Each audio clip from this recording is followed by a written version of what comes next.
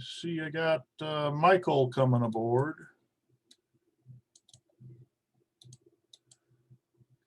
Okay. This will be the start of hello, Michael. Sorry to keep you waiting. Just realized it's about that time. Just for the recording, it's the 16th of February. We're starting lesson or week 7 of the introductory course in AutoCAD. Today we'll, I guess we'll leave that there. I got several PDF files uploaded, or visible, I should say. Today's material, we'll learn to join lines and arcs into a single bent polyline. I don't believe we've covered this yet. But once we've got the perimeter of an object, say this is, I think this is part number 1 here.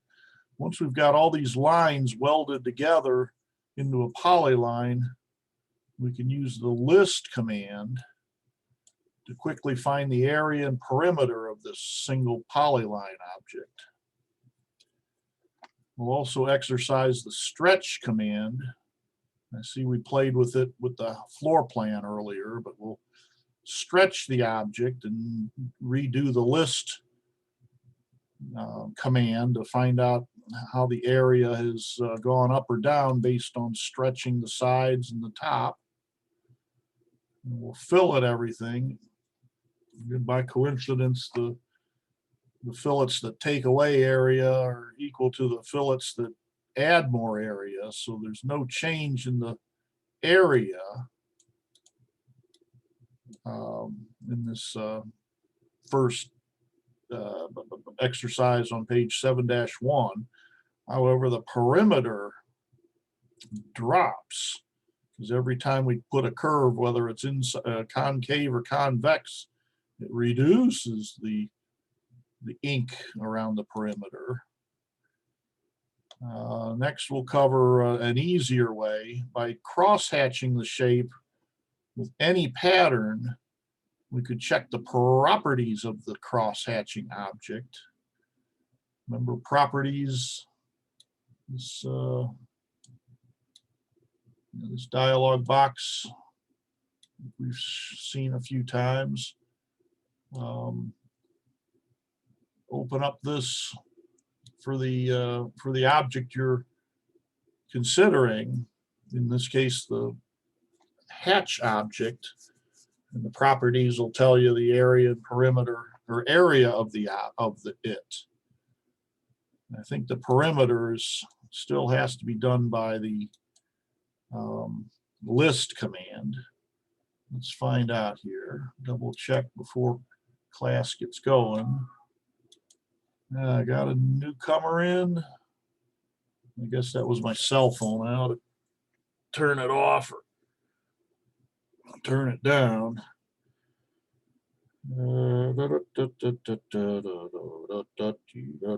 Power off. Another incoming. Noah is joining us. Let's see. And Tabitha is joining us. And okay, Noah is still joining us. I hope there's not technical difficulty. Good. 3 students so far. Let's find out. I don't believe properties of the hatch object has perimeter. Let's see. Nope, just the area. So unfortunately, then we'll have to use the list command. I just type LI enter, gently click on the perimeter, the object for which I want the perimeter, and hit enter. And rot var. Whoop. Always does that, and I always forget it. Right there is the perimeter. So we'll need to use the list command as well as the properties of the object. Benjamin's coming aboard.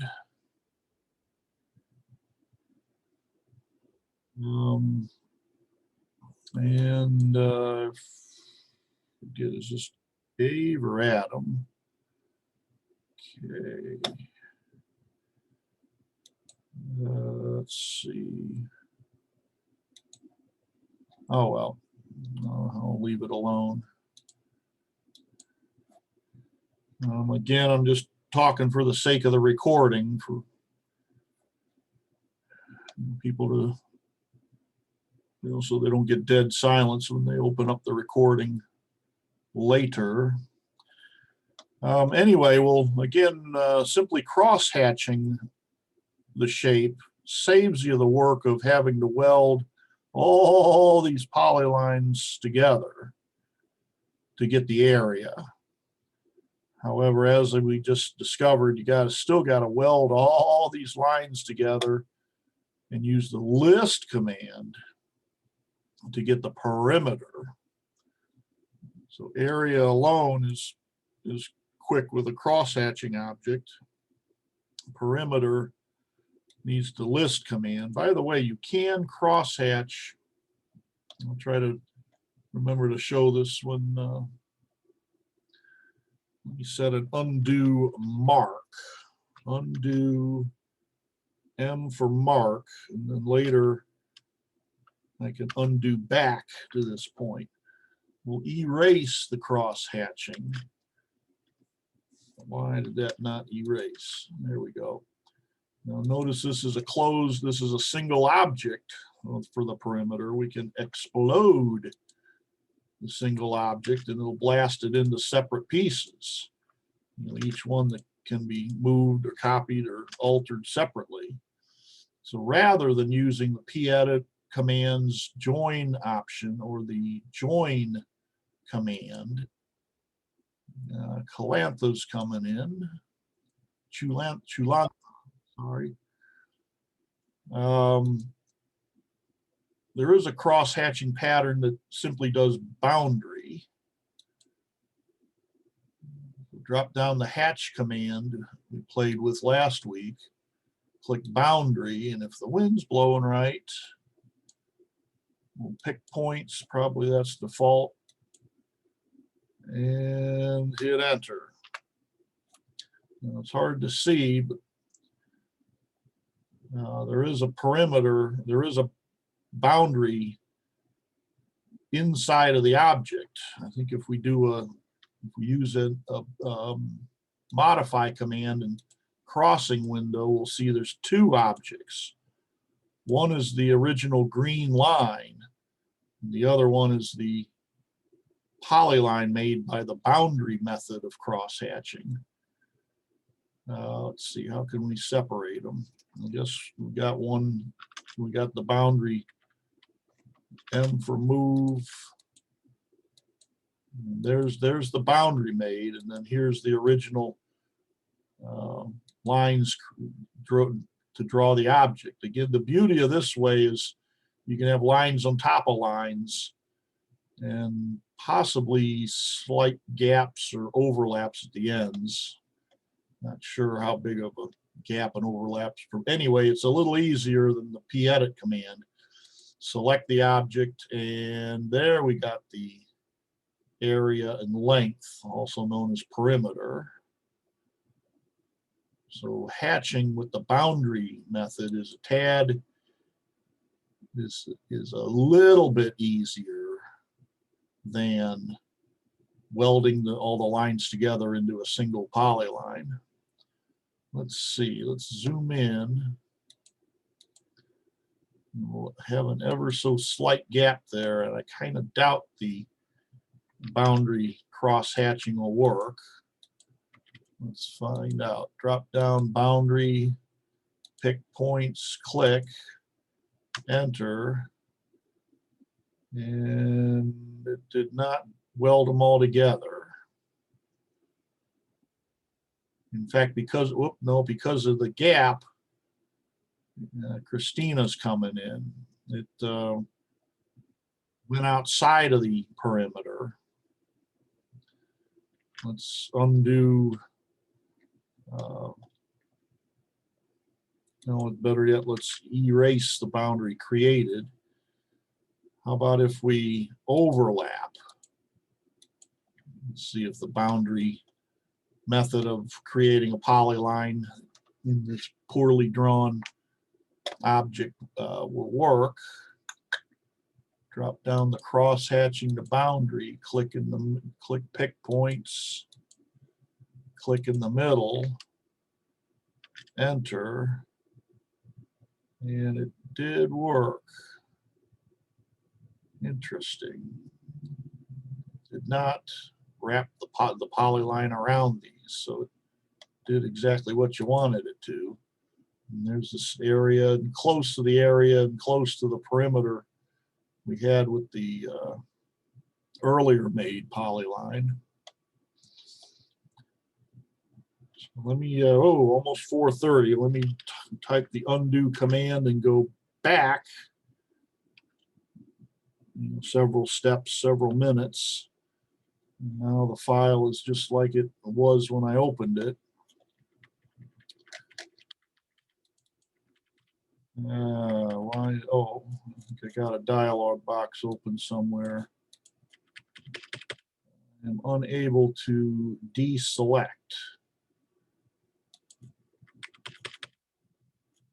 Why can I not deselect there? By the way, I went to take the certification exam yesterday over the holiday, and the lab center in Virginia Beach was not equipped for the testing. We tried 3 hours trying to download all the software and finally gave up. And so I'm still not certified as an AutoCAD professional. Again, once I get the certification, it'll open me up for more teaching gigs. As a user, my advice is wait until somebody tells you to get certified. I very, very rarely see AutoCAD certification as a requirement or a preferred attribute in the help wanted ads. Back when I had a search bot in one of the job websites searching for, I think it was certification. Certification for Microsoft came up a lot, but very, very rarely for jobs for an AutoCAD operator. What do we got here? We got 5, 6, 7, 8. That's probably all we'll get.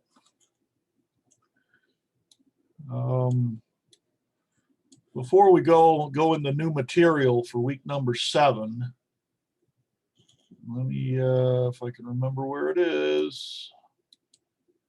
There we go. Here's a little reminder to myself. We'll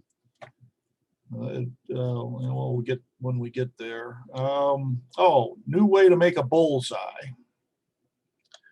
I see, only a few of you made perfect bullseyes, like I have been teaching for 20, 30 years, with a plus sign in the middle and a 15% whisker sticking out each side of the diameter, because we scale the quadrant to quadrant. We scale that line by 1.3 to get 15% sticking out each side. It is kind of time consuming. An easier way that's probably popular in industry, though in my opinion is rather sloppy. Let me show you. We'll simply make a circle. We're on the object layer. I'll go to circle center diameter and say we'll make this 1 unit. Microscopic at the zoom scale. Why we get the octagons? We need to regen. I'll fix it, view res, and set it to 20,000. One of these days I might rig the template file, but I like to keep things as they are out of the box for training, you know, for students' sake. Anyway, we got this 1 unit diameter circle. Check it out. We go here to the annotate tab, not the home tab where the layers are for the center lines, LT scale by type in, and remember the line type, what's it called? Line type scale here, which I wish they put the word modifier. You can change that from 1 to 10 or 0.1 to make the breaks, the gaps bigger or smaller, and the number of gaps higher or lower. Anyway, check it out. We'll go to the annotate tab, and this new feature, I forget what release what it was, pretty recent, but click on the Centermark icon and click, and poof, there you got the, in this case, it, you know, almost exactly like I'd want it to be. We might select it and ignore the fact that there's these complicated grips here, but you might move it to a red layer, one of the center line layers, and you wouldn't tell the difference between that and Burgener's preferred method here. You know, it extends out proportionally about the same amount. However, check it out. If we make another circle and make it, say, a diameter of 10, and try the same tool, annotate tab, Centermark. Check it out. The whisker is the same distance, but now it's trivial, like 1.5% of the diameter. So you can't even see it when you're looking at a reasonable zoom scale at the circle. Plus, it automatically loads and uses the centerline line type, whether you like it or not. So some people might convert this to a continuous line type, so you don't have these gaps. You know, you got the plus sign in the middle, but you don't have all these gaps all the way out to the circumference. Anyway, check it out. You can select this one single object. All right, hit escape, select it. There's the grips. And grab on these arrows, and you can grab the whiskers out the right distance. You know, kind of arbitrary, kind of, you know, subjective. Hit and miss. Let's undo.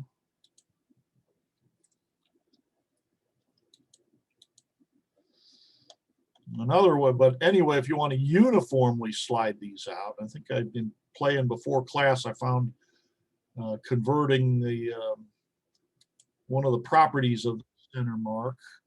Who's coming in late? David, admit. Check it out. You can change all these extensions, left, right, top, and bottom extension. All of these show the distance of those whiskers that are outside the circumference. Type 3, enter, 3, enter. Why did that not change?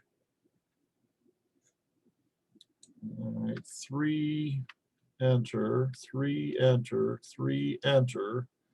I wish there was a way you could say 3 for all 4 of them, or copy, click, and drag over them all.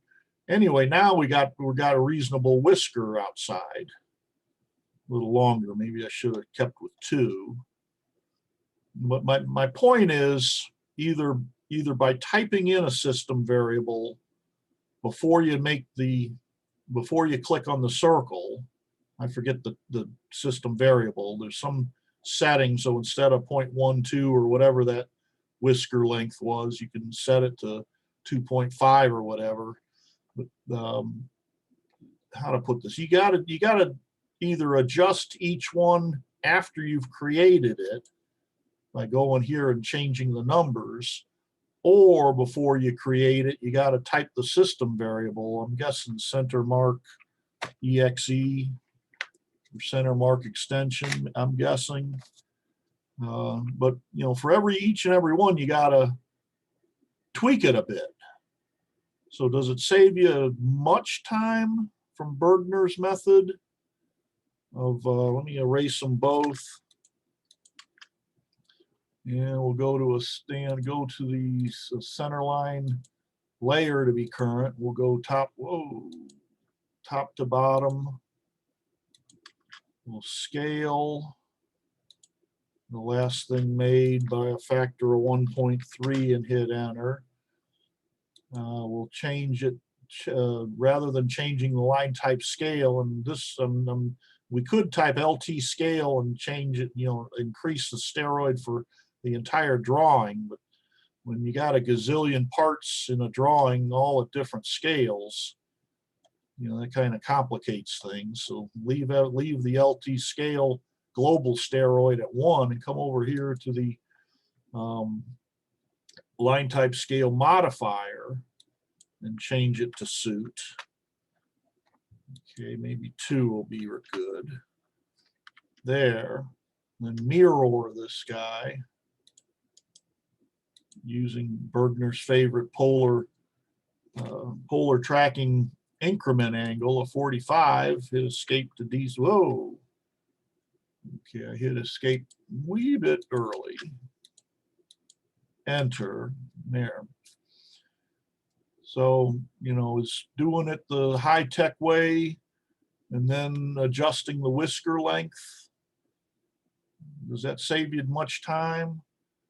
A couple of times I've gone to the internet and looked for professional machine drawings, something like that, and I was kind of disappointed. There, looks like professionals are doing it the easiest way, and just doing that and moving on to the next project.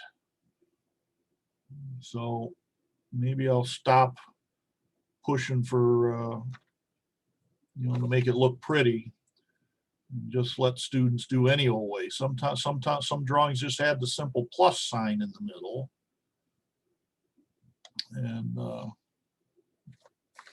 again, it's kind of a matter of, is it really worth the extra time to make it look pretty? If the machinist understands that hey, that's anyway. Moving right along, let's go back to the list here. Covered that. One student had a layer named hidden with the center line type on it, or vice versa. And it all comes out the same on paper, but I think that's a bad habit to get in. Use name the layer either the category of the stuff that's drawn on it, like electrical, HVAC, floor covering, or name the layer the same as the line type assigned to the layer, but don't mix and match. Another thing, I'm kind of getting into engineering graphics instead of AutoCAD, but cross-hatching, who's coming in? Somebody is in the waiting. Oh, Chris, there we go. Cross-hatching should be restricted to parts that are sawn in half. If you take a bandsaw and cut this flange right in half, you get what's called a full section view. And by the way, I feel embarrassed. I failed to put a center line there. SC for scale. Enter 1.3. Okay, we're already on the highest line type layer. So we'll go back here, maybe 3, enter, hit and miss here. 1 notch higher, 4, enter. So that's the way I should have left your hand. Anyway, the cross hatching is kind of like the saw blade. The scratches made by the bandsaw blade as it cut through. So cross hatching a front view might make it look pretty, but is sloppy work and unprofessional to a machinist. By the way, another method of cross hatching is you cut out a quarter of the object. And that's called a half section. A little confusing. You cut away a quarter and it's called a half. Cut away half, it's called a full section. anyway, with the advantage of a half section is one side of the center line has got the cross hatching to show you, so it's a little easier for the machinist to imagine what this thing looks like, where the bottom half literally shows the hidden lines like a side view would normally be. You with me?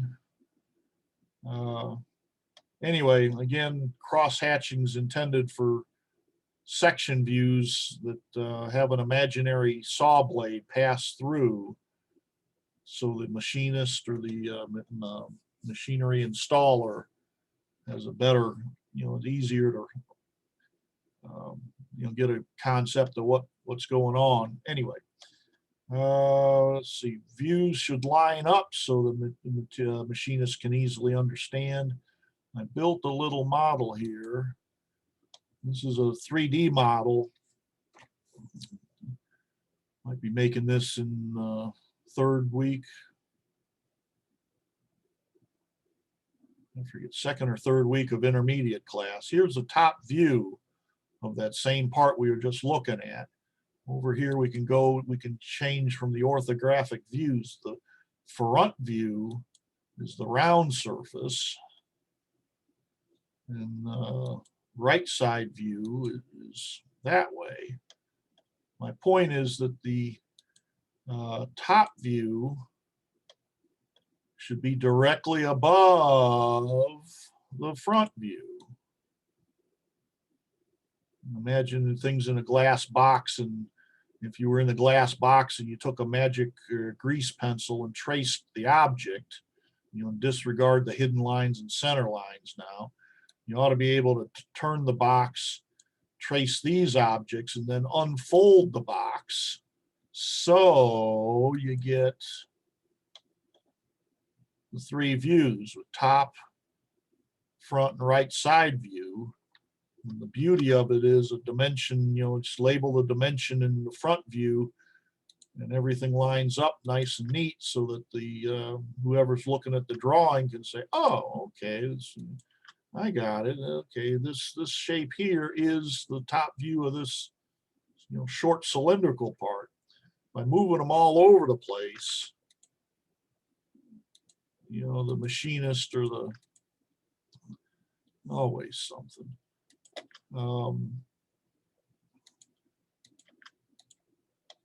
At first glance, you wonder if this is these are the same part or not. What's this? Is that a new part, or is that another view of this? So line up the views nice and neat. Front view, right side view, front view, top view. Usually the most descriptive is the front view, with a few exceptions.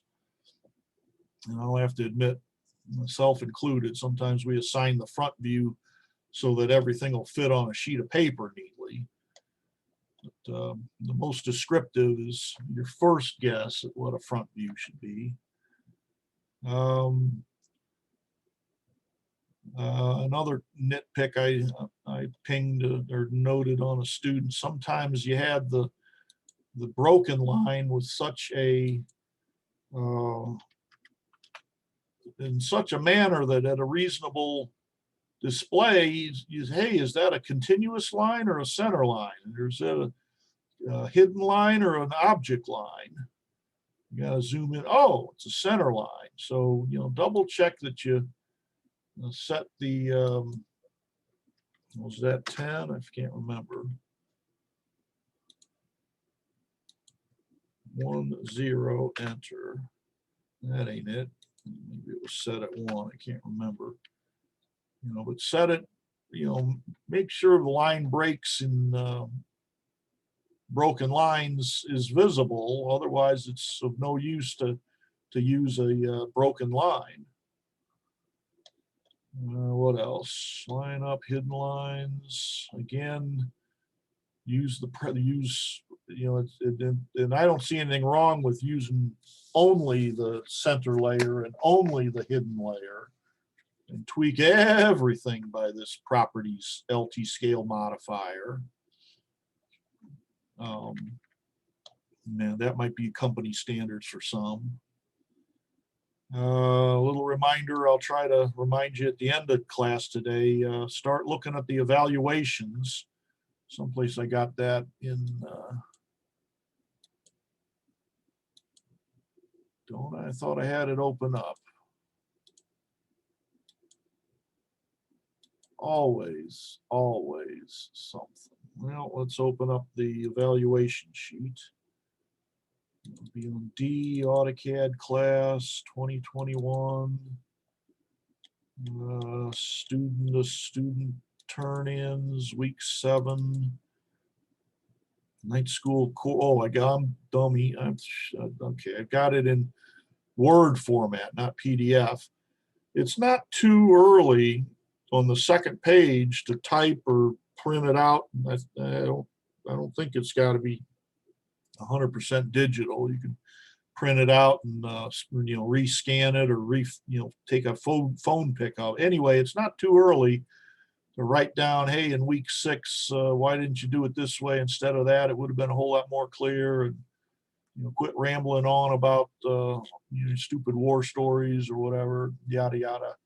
So again, at the end of class tonight, I'll try to remind you to start working on this. So my boss Tom Bauer gets them reasonably soon after the final class. Okay, now starting for week 7 material.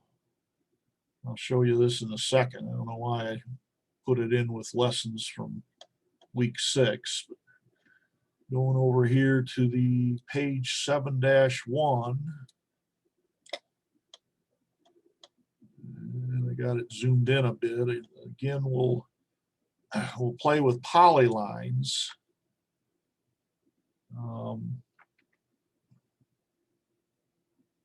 Don't think we've covered polylines before. The rectangle command draws a rectangular shape with the polyline command, but I don't believe we've drawn with polylines yet.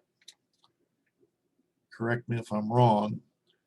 You can always explode a polyline and blast it down into the lines and arcs that it was before you welded it together with the polyline, or you created it with the P-line command, or you modified it into a polyline with the Pedit command, specifically the join option. Yeah, join is the option of the Pedit command that welds all your lines and arcs into a single super big polyline object. And I say super big because if you look at each object as a row on a database, circle may only have a half a dozen columns. Layer, color should be by layer, line type should be by layer, start and stop coordinates, yada yada. But the polyline has data for each and every vertex all the way around it, so it can be several times more data intensive than a single simple line. If each one of these lines, that's probably even bulkier still. Anyway, first exercise, let's all draw exercise number 1. And I realize we did it before. Open it up if you still have that drawing saved, but I'm going to redraw it again. We'll start from scratch file. I'll close properties for the time being. I'll open up the textbook to exercise 1. We'll start in the lower left column, line. We'll probably go off the screen, but that's okay. 5, whoa, I messed up. Didn't pay attention to the polar tracking. Now we'll use the undo option, set it in the polar tracking angle, and very carefully type 50, enter, zoom out, 50 upward, double check I'm in the right polar tracking angle. This is missing in your book, but No, it's not. It's you got to do some arithmetic. Take 50, subtract it, subtract 25, and subtract 5, and subtract 5, and divide in half. So it comes out to 8. Up 25, enter. Across 5, enter. Down. With object snap tracking, I don't have to type anymore, but I haven't taught you that yet. So we'll come down 25 and hit enter. Over 24 is in the book. Straight up 25 again. Straight across 5. Down, what did I say, 25. Across 8, and then C enter, right click and pick close. So each one of these is a separate line. You can copy and erase each of these objects with a separate line. So how, if this were a piece of carpeting or a ceramic tile or a piece of sheet of aluminum, what's the square inches of this thing? We want to know how much it weighs, for example, or we're paying by the square inch of this stuff. Well, there is an area command that we can click it, snap at each vertex around, but that's rather time consuming. An easier way is to use the Pedit command, also known as the edit polyline process or icon. PE enter. Let's see. Whoa, doesn't tell you the alias or the abbreviation. But PE enter is the alias for the PEDIT command, which is also known as the edit polyline icon. So once we get this into a single ribbon or wire that has a bend at each vertex or each corner, CAD systems are intelligent enough that you can click on this bent wire or ribbon, check the properties, or use the list command, and it'll tell you, hey, this area encloses so many square inches of space, and it's so many inches perimeter or length all the way around it. Getting back to the edit polyline command, we'll click on the Pedit icon. By the way, join is another way of doing this. I prefer you learn the Pedit method because you can do so much more with the Pedit command with all of its options, where join can only weld lines and arcs into a polyline. So anyway, we'll click on edit polyline. We'll select any one of them. Doesn't have to be the longest, doesn't have to be the first, but any one of these lines, click on it. AutoCAD says, when you selected an object, hey, it's not a polyline, do you want to turn it into one? It says yes. That's 100% of the time you're doing this, you'll accept that default and hit enter. And there's a system variable you can set so it no longer asks you this incredibly annoying question. I think it's called expert. Anyway, let's hit enter to keep AutoCAD as it is out of the box. Now check it out. You got join. You can change the width to fatten it up, different than line weight. This is an actual, true, honest width. Good for, we can say, hey, make it a 0.25 for a 1/4 inch gauge line, or 0.5 for 1/2 inch edge of a sheet of plywood. Edit vertex is a little fancier. Fit and spline snakifies the polyline. I'll show you that later. Now these others are a little more advanced than we need to know. Anyway, join is the option that we use to weld everything into a single wire or ribbon. So hit J, enter, click on the word join, or right click and select the option join from the right click cursor menu. And I've seen some videos where you literally select them all with a fence or individual click. I say just window everything. Only what is joinable will be joined. So if you got some circles and some M text and other garbage within this crossing window, it takes a gazillionth of a second more computation time, but it's to you and me, it's absolutely no delay at all if you over select. Everything's got to be perfectly point to point or end to end at each corner. Any overlap or gap bets are off. So we'll select everything and hit enter. AutoCAD gives you the warm and fuzzy that 11 segments were added to the polyline. I believe if we count them all, there are 12 lines. We converted one to a polyline and welded the other 11 into the polyline. Another warm and fuzzy is to fatten it up with the width command. So click the width on the command prompt, so type W, enter, or right click and select width. And you can click 2 points with your cursor or type. I think 0.25 would look good, enter.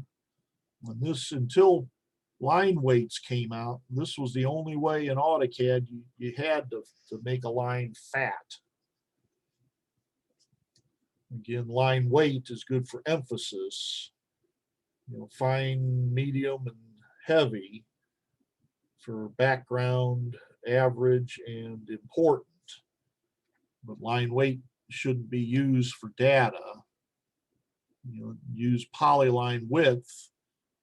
And again, this is a 0.25, so I could literally make a 0.25 diameter electric wire or gauge tubing, and people in the drawing can scale that regarding looking at the scale of the plot. Is it full size on the sheet of paper? Okay, then measure 0.25 inch on the sheet of paper. Is it 1 to 10? Okay, then it should be 0.025 on the plot. Factoring in the scale, you can say, oh, this is a 1/4 inch gauge line. Let's change it back to 0. And a 0 width polyline will obey the line weight of the layer it's on. If you assign any width at all to a polyline, then the line weight of the layer the polyline's on is ignored. So a 0 width polyline obeys the layer's line weight. Any non-zero, I can't imagine a negative width, but any number at all to the width vetoes or overrules the line weight of the layer. Okay, we'll hit enter or escape to bail out of the Pedit command. Now check it out. We click once on it and everything is selected. It's one single object with data, corner by corner by corner all the way around. Later I'll talk about these grips in the middle that came about recently. Anyway, with this thing selected, let's right click and open up the properties for the object. And right there is the area encapsulated by this single polyline, 2750, just like your handout says here. And the length, which I'd prefer to call perimeter, but if it wasn't a closed polyline, if it had a gap at one corner, by the way, the corner could be perfectly end to end or coordinate to coordinate, and still the polyline is not closed. It's like the wire is resting on its other end, but not welded. Anyway, the length of this guy is the 300. Let's hit escape. Get back to AutoCAD, hit escape. Where's the list command? I think that's under property. Yeah, properties panel, list. I type LI enter, not L enter. That starts the line command, but li enter starts the list command. List is kind of sort of like the properties, but you can't change anything with the list. Anything that's in, you know, white text, you can literally change in properties, but the list command, you can't change nothing. So it's a little bit faster back when computers were slow. But click on the list icon or type li or type list enter to invoke the list command. Select objects, click on it, and hit enter. Because it's a polyline, we ran out of space. But notice I don't dare click in here to copy it to Windows clipboard, because that'll advance the you know, the rest of the vertices. But there's the same area and perimeter we got on the properties a couple minutes ago. I'll go ahead and select, and it didn't advance. Maybe because coincidentally it's finished. If you select a ton of stuff and do here I'm doing noun verb instead of verb noun, bad practice, but I selected everything and clicked list. Check it out, it's nothing happened. All right, I'll do it the right way. Verb, select objects, I'll select everything, enter. It'll fill up the screen, but it says here list, or press enter to continue. I should have noticed it did not say that a minute ago, but you'll be hitting enter, you know, 50 times as it goes through object by object by object. Here it finally got to the M text. There I accidentally advised or forwarded it up again. M text is on layer object XYZ. I don't think it has the text in.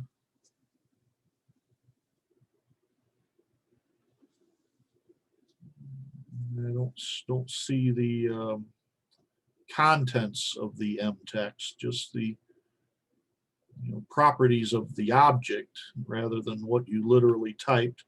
You'll be clicking here for a long time. It escaped the bailout.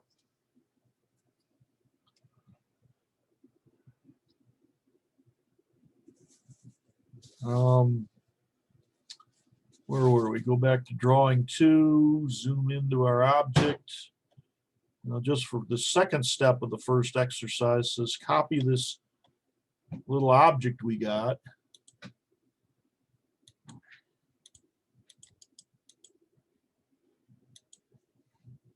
Enter to finish the copy command and stretch these 2 little diving boards or whatever they are downward by 10 units. So let's use the stretch command, crossing window across the diving boards to indicate the vertical lines will turn to rubber. Hit enter. I think I hit space bar. One object, select objects. Why is it not working? I like to blame my computer. It's getting old here. Stretch, select, hit enter. Pick a point, any point, and move specify the end of the vector downward 10 and hit enter. We'll select it again. Notice the area and perimeter were both slightly reduced. And we should all get the exact same numbers here, as is in your handout.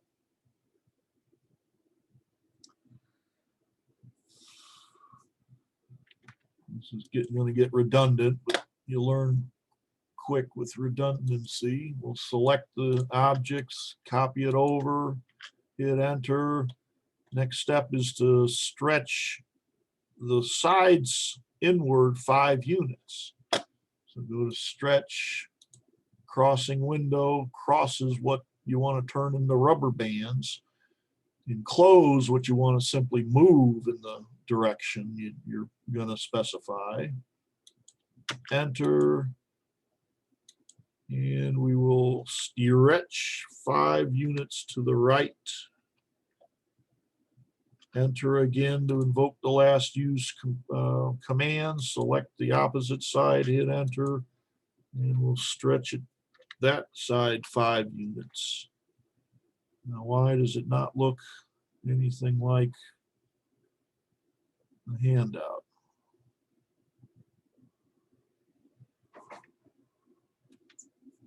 Oh well, I'll pretend I didn't see this.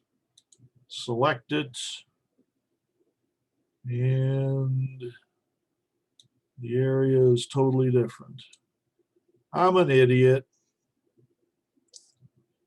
I should have stretched outward instead of inward. All right, be that way. We'll hit escape, and I'll stretch it 10 units outward. That's why it didn't look right. 10, enter, and 10, enter. Being careful to keep polar tracking on. Select 3150 and 280, just like the handout.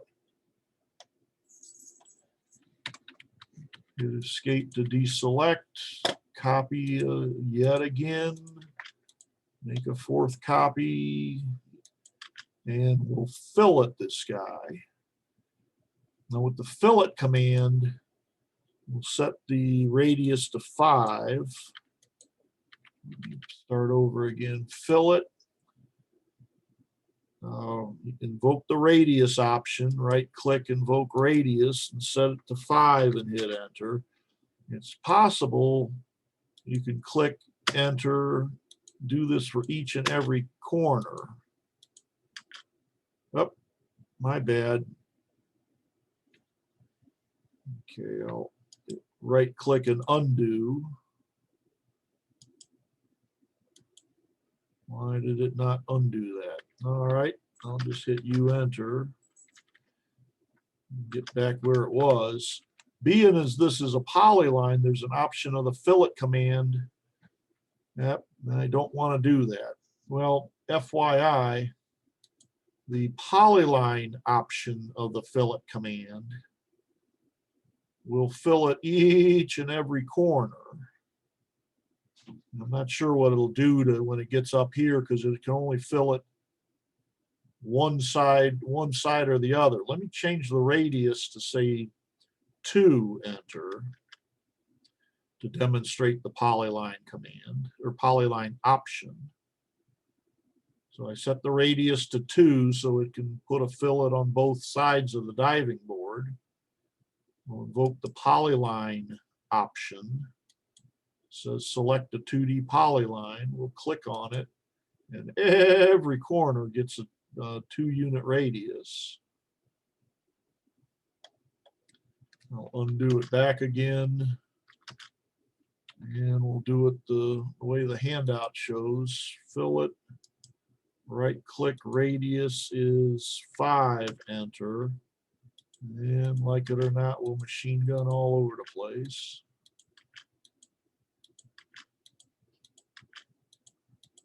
Enter between each shot of the machine gun. Click on it or type or use the list command. And the area remains identical because there's an equal number of convex fillets as there are concave.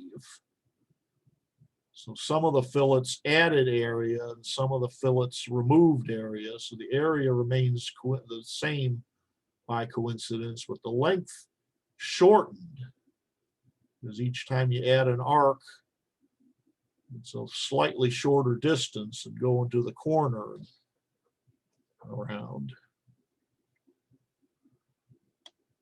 For repetition, the list command, hit enter. There's the area and the perimeter.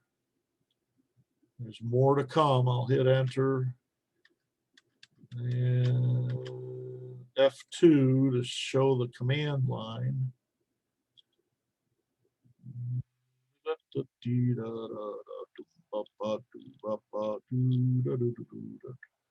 There's the area. And I habitually click and drag across the text, Control C, launch the mtext command, set my height, and Control V. And there's, I can copy paste the area in the perimeter, make it look pretty. I'll delete the gaps.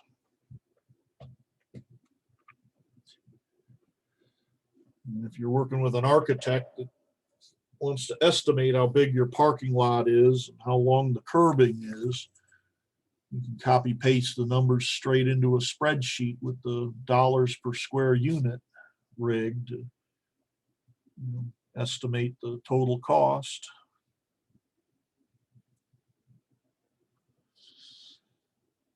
See, I jumped over explode. The explode command, I think we've used, we used it for the polar array process. The explode command blasts high, complicated forms of life down into amoebas or simple forms of life. Again, when we exploded the polar array, it blasted it down to 6 or 36 or however many objects were used to define that polar array. Again, this is one object. The explode command will blast this polyline object into simple lines and arcs again. There's the explode icon, like a glass box bursting. We'll click anywhere on the polyline and hit enter. Now we're back to individual lines and individual arcs. Check it out. This is a silly example, but say we want to draw a circle, a 2-point circle, and trim, enter. And we want to put that. And we can also grip edit. Well, I'm not sure what happens when you loop over itself. Don't see a need to do that, but you can grip edit. You can delete the arc and refill it at a different radius, say that length. Make all the modifications you want, and then re-weld everything. I'll do the join process just for good measure. Yeah, kind of looks like a little electrical symbol there. Again, the pedit command has got so much more capability. I generally advise pedit join instead of the join command. Select source or multiple objects. I believe you can just window them all and hit enter. And there it is, a welded polyline. Getting back to the options of the pedit command, we'll modify this object using the fit and or spline options of the pedit command. Back when I was drawing railroad tracks for the Army, I might heads up digitize, get an aerial photograph, scale it to the right, full size. I click it. Well, there ain't no angles in railroad work. Everything's a curve. So I'd come down here and use the spline option. I'll right click and invoke spline option, and it'll snakeify from vertex to vertex. Incidentally, there is a spline command. I guess these are flavors of the spline process. Your propeller designers and wing designers might might prefer to use the spline command rather than the spline option of the Pedit command, because the spline command is a little bit more egghead mathematically accurate. That's way out of my league, but the engineers might come up with a mathematic equation for the shape of the propeller or the wing, and the spline will follow that mathematic equation, pure, rather than just winging it like the Pedit spline option. The fit option of the Pedit command is usually too radical for much use. I don't know that I ever used that. We'll hit enter or escape to get out of the Pedit command, click on it. I'll check it out. Each and every vertex, like this was originally an arc. This was the big arc we defined. Now the path goes through each and every corner, line to line or line to arc. So you might want to use that if, I don't know, you're bending a wire rope from point to point. That might be one application for the fit option. Decurve. Let's invoke the Pedit command again. Decurve squares everything up again, or not again, but squares everything up. Line type gen and reverse have to do if you assign this a broken line type, like center line, phantom, or something. Do you want a gap, or do you want this? How do you want the center? Do you want the center line to wrap around without interruption, or do you want it to stop and then begin the pattern for the center line, stop, begin again the pattern? You with me? It's kind of just aesthetic. Reverse just reverses the direction of a broken line type. Edit vertex is a little complicated. You might use that in let me hit escape. Let's draw a pure polyline. This is the pure polyline icon. You might do that. I find it easier just to draw everything in regular lines and arcs and then weld it together, but you might draw from the start with the polyline icon.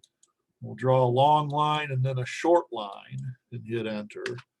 With the Pedit command, I can fluctuate the width. You give it a small width to begin and the exact same small width to end, and that'll fatten this up. And then for the second section, give it a high width and then a zero width. So this is one way to make arrows. By the way, you can double click on this guy to bring up the Pedit command.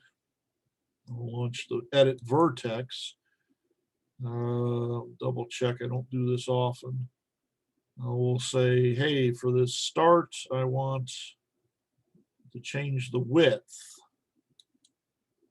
I'll say for this start, I want it this width, whatever, it looks like a hair more than one. Now it's asking, okay, what do you want for the width at the other end of this segment? Do you want it to be the same? I'll say yes. Then we'll go to the next segment. By clicking the next, notice the X will pop over. Now we'll go to width to specify the width at the start of this arrowhead segment. I'll say, I'll just use the cursor instead of typing numbers. Maybe that length. Now what do I want at the opposite end of this segment? Do I want it 7 point, etc.? No, I want it to be 0. So I'll override the suggested 7 point something default and type 0 and hit enter. Hit enter, escape to bail out. Whoops. Then we got to hit X to bail out. X, enter. Back to the Pedit command, hit enter, space bar, I believe escape to get out. So this is one object. You can rotate and stretch it.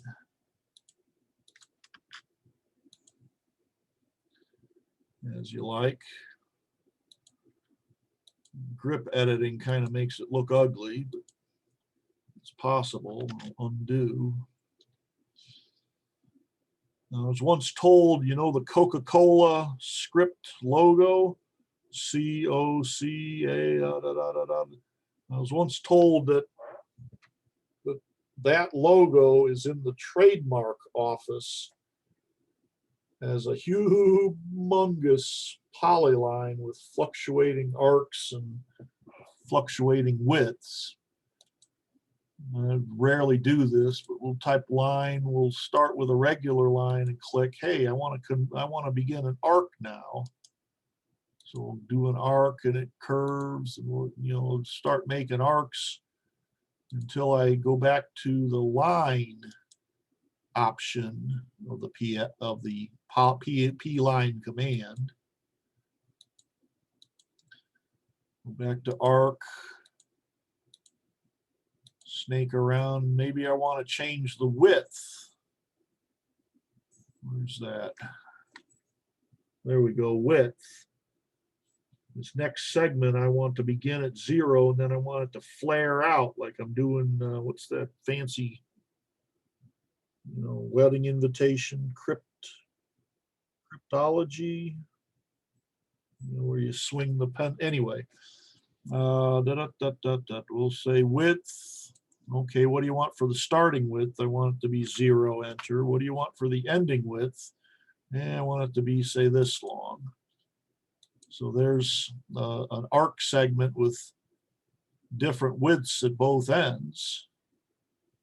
Now for the next segment, I'll invoke the width option. I want it to be exactly as it is, 10.5 something. I'll hit enter. For the opposite end, I want it to reduce back down to 0 and hit enter. It remains 0. So, you know, with an imagination, you can do all sorts of artwork, but, you know, why spend the money on a CAD system if, you know, rather than I'm sure there's a cheaper software. I'm not sure if PowerPoint can do this.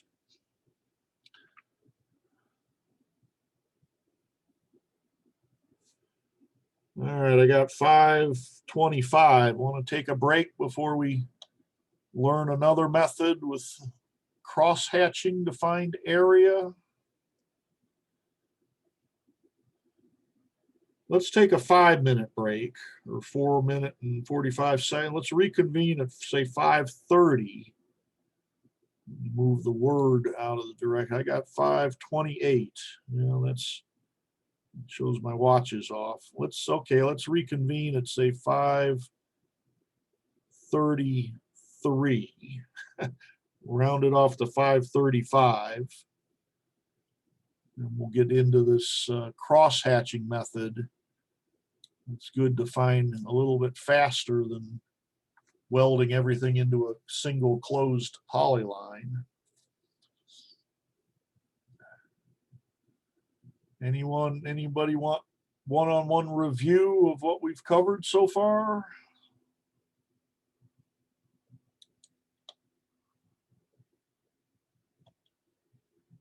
Again, in a different order, but we covered the P line command. Remember, you can then toggle back and forth between the arc option and the line option, and the width option at the start and the width at the end. And eventually, when you get to the close, you can terminate just like a regular line by invoking the close option.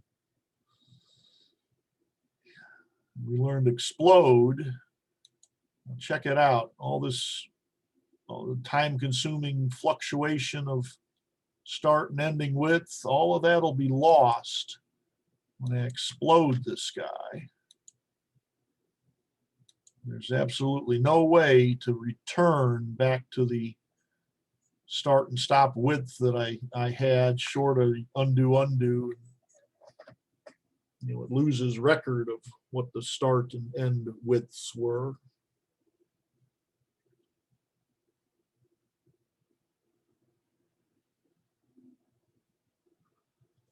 I just now remembered I still owe you the magic of these little grips in the middle, but I'll wait till we're back together.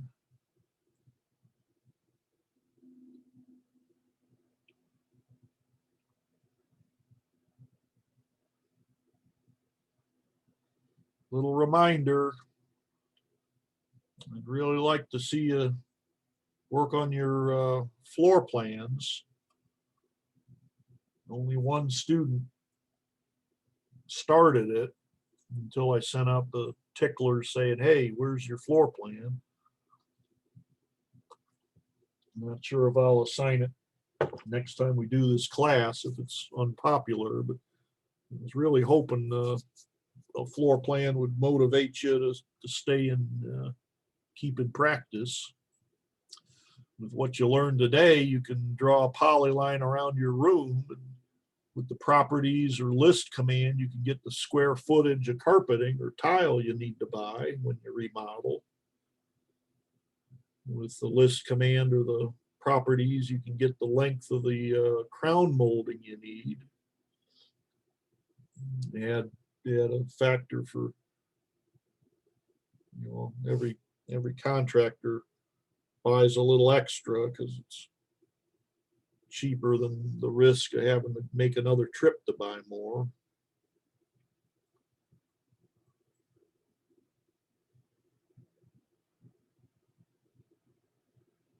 You might estimate how much Cat5 cable you need to go from room to room under the mop board or the crown molding.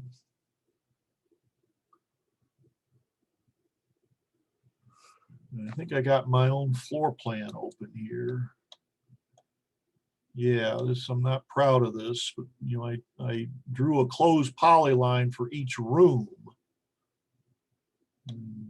Wasn't smart enough to measure the closets. So I'll do that next time I work on this. But here for the pantry, here we go. Length is 4,000 some square inch. Oh, there it is, 33 square feet.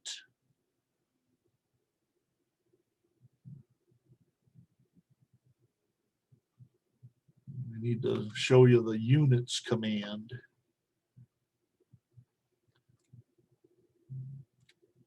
So you can set your units to architectural style instead of decimal, and then you get the square inches and square feet.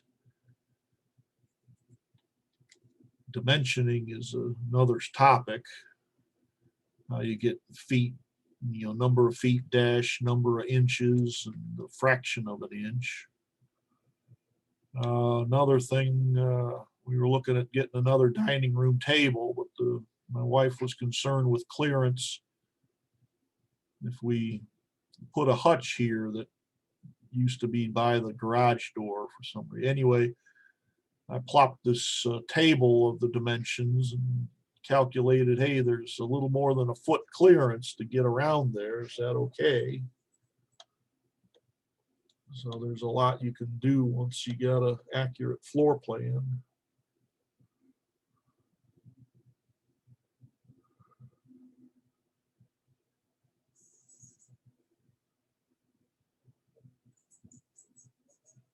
I think I mentioned the, oh, it's in a different file. I modified the kitchen. You know, what if we put a counter space here?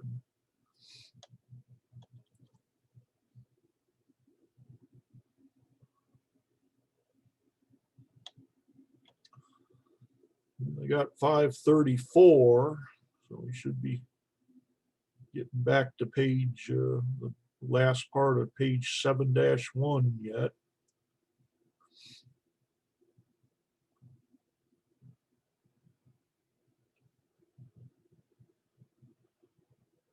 Last I heard, we only had 3 or was it 5 students enroll for the intermediate class? I haven't decided if I'm gonna, dig up former students' emails and try to advertise it, or just wait and see what happens.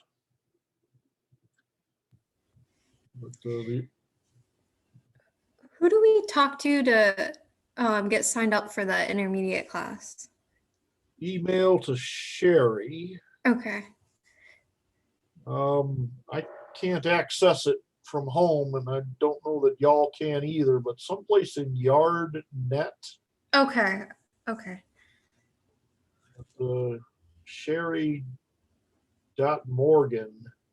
Let me get you her address while I'm thinking of it. You go to the apprentice school website. They have the schedule for all the classes up there. Okay, I'll take a look at that. Okay, Sherry.L.Morgan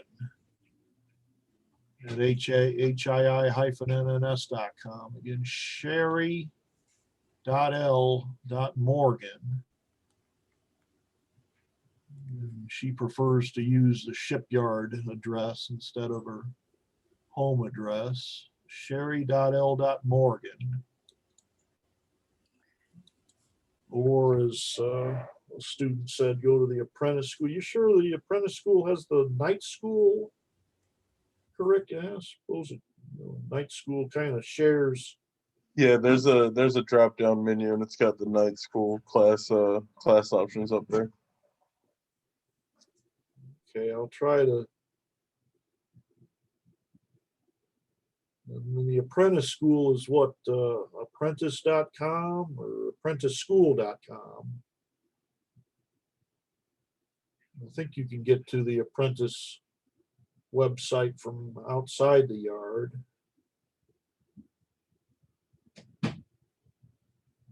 Must have been the first to claim the domain, if I'm right, that it's apprenticeschool.com or .edu or .org.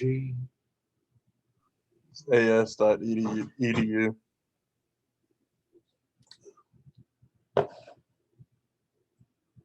It's as.edu. Go to programs, night school bulletin, and night school application. That's how you register. Okay, this is the first I heard of as.edu. Just unaware of that route to get there. All right, where were we? Close my Yahoo.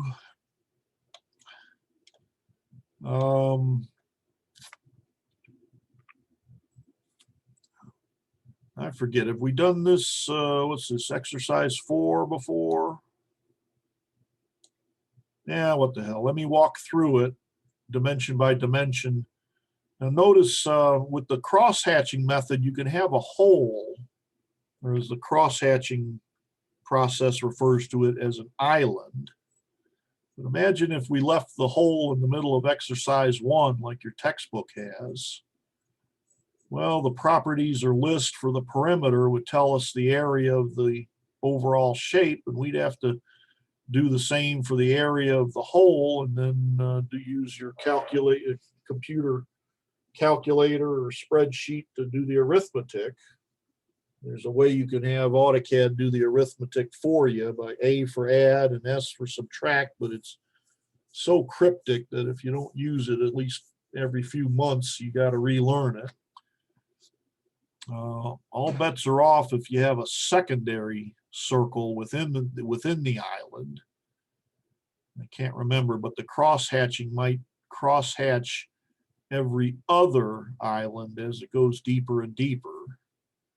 I can't remember which is default, but certainly if you got one hole, this method works. Let's see, where am I? Okay, I'm on drawing 2. Probably should save it, but I'm too lazy. Let's open the book to problem number 7 and rattle through it. Whoops. No, this is problem number 4, not 7. 7's one of the potential homeworks, which I think we've had before. So open up that file and add the circle and the arc. No, I won't know the difference. Anyway, let's do, what did I say, 4. All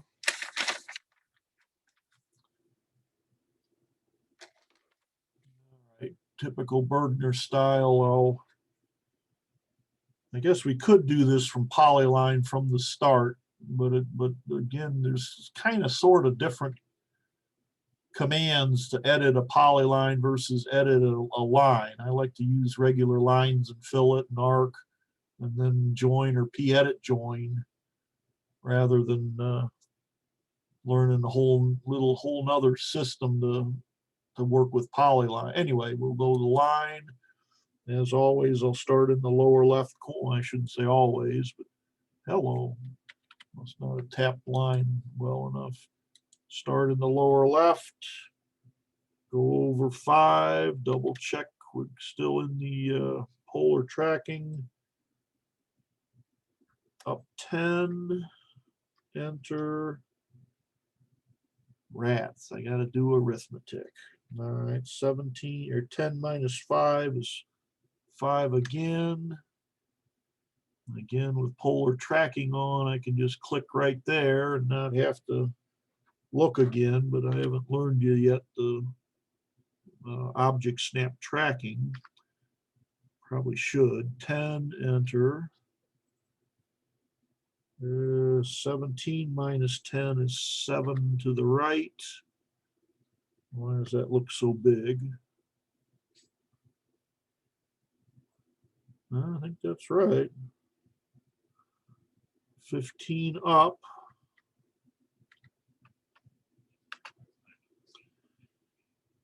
27 minus 17 is 10 to the right. 15 straight down. 32 minus 27 is 5 to the right. And we'll see, in 35 minus 10 is 25 straight up.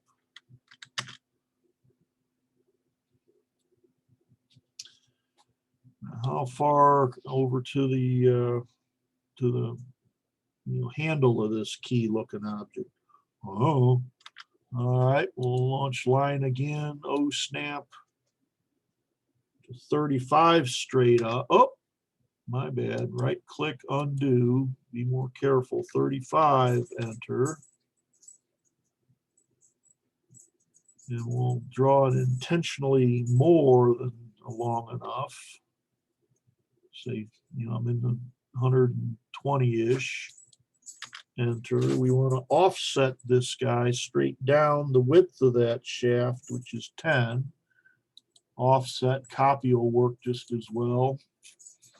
10, enter, select it, click down. Now, how do we start between these two lines? Well, I'll try it, and I hope I remember to erase this. I'll draw a line there just so I got a midpoint. And I can send this to locate the center of the handle, 106, and hit enter. Before I forget, the line on top of a line will mess up the p-edit join process, and sometimes that's really hard to find the glitch. Why is it, why didn't it go all the way around? And so before I forget, I will subtract that little guideline I drew. Over here, we'll draw a couple of circles. Small one's a diameter of 30. Center diameter. O snap 30, enter. Could offset, but don't know the distance, so we'll go center radius to do the 24 unit radius, enter. And we'll whittle it away with the trim command.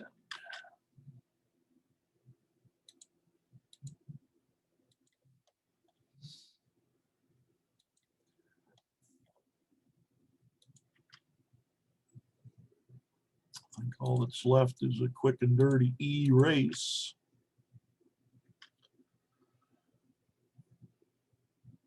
Handout gives that area and perimeter.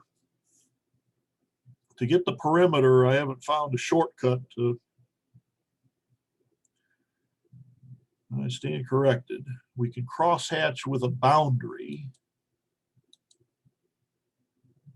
That'll form a polyline around the area that the hatch command would add wallpaper.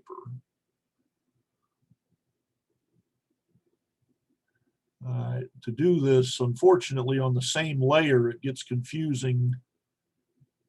You know, you got your original lines on layer 0 here, and then the border formed, or the boundary formed by this method of cross hatching will be on the exact same layer.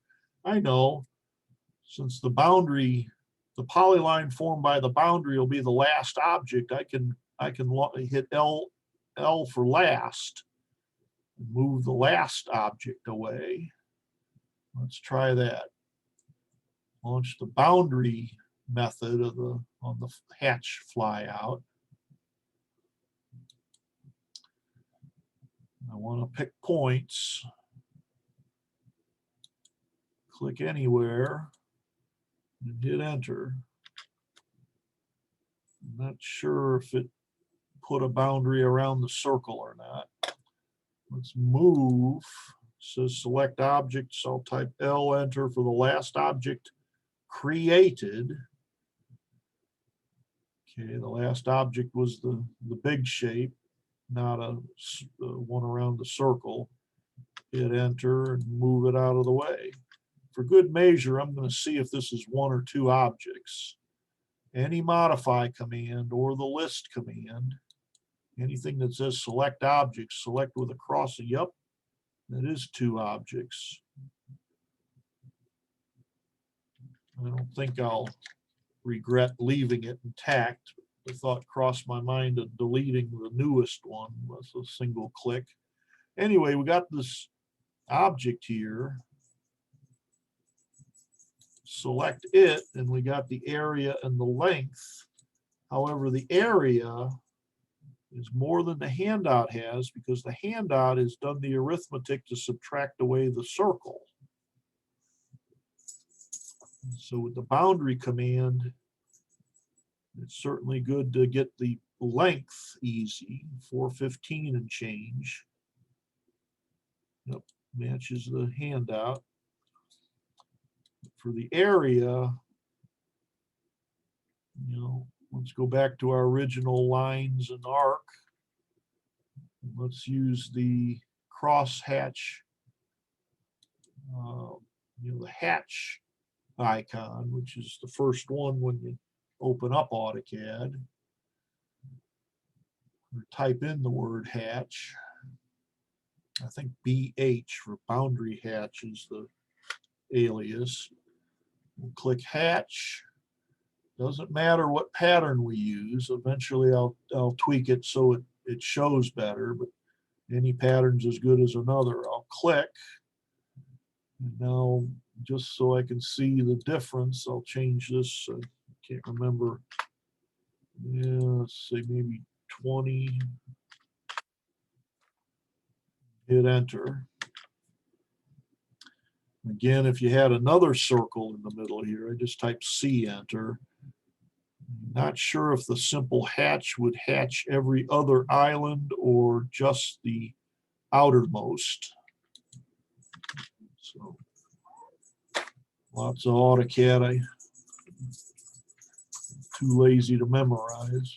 Anyway, let's select this pattern while the property's open.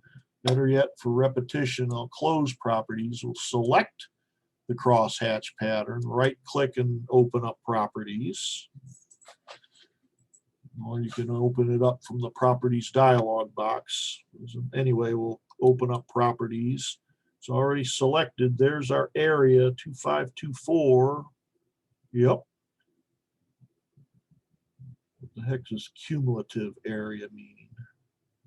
It's identical. I never noticed that before.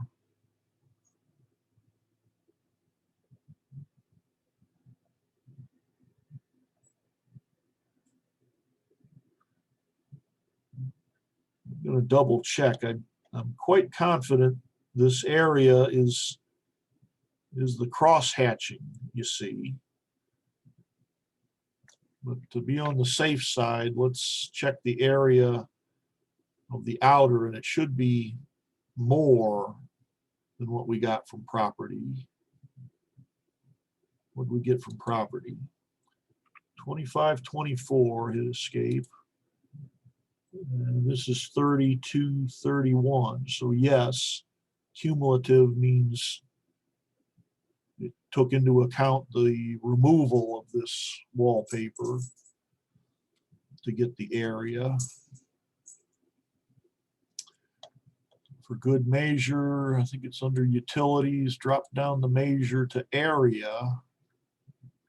And if you're working on a floor plan, you can, it says the area command says specify first corner point. You can just click all the way around the room,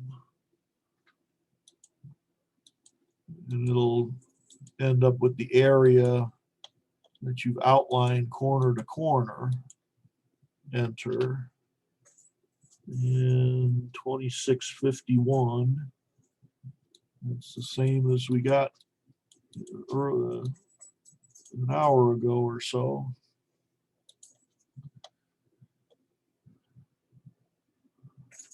So if you don't have a closed poly line, you got a plate of spaghetti with lines all over the place, that might be the way to go. Utilities, drop down measure to area. Volume comes in handy when we get into 3D work, knowing the density of steel. That's about the only thing I can remember. 0.281 pounds per cubic inch. With this area and the density of the material, you can get the weight of your part. Can't do that with a surface model. That's why one of the reasons I got little interest in drawing surfaces. Anyway, similarly, let's now explode it, copy the teeth, and stretch as shown. Use Pedit to join it all back in. I'll delete this guy so we're back to lines. Okay, so I've exploded it. I will copy all the teeth.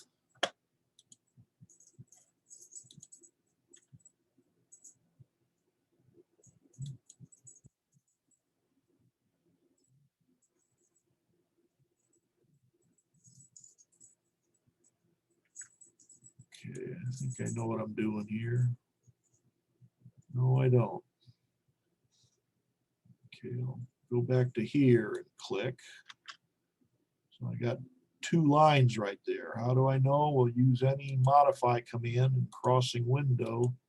Yep, there's two. Again, that'll confuse the Pedit process. So I'll click on the stack, and by default, it accepts the newer one.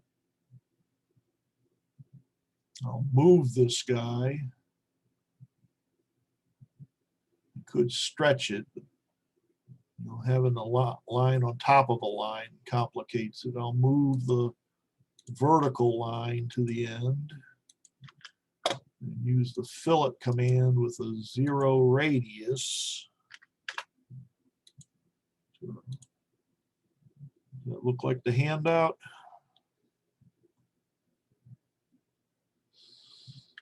Launch the hatch command again, click inside. Finish hatching, hit enter to terminate the hatch command, select it. And now we are at an area of 3260 and change. Yep.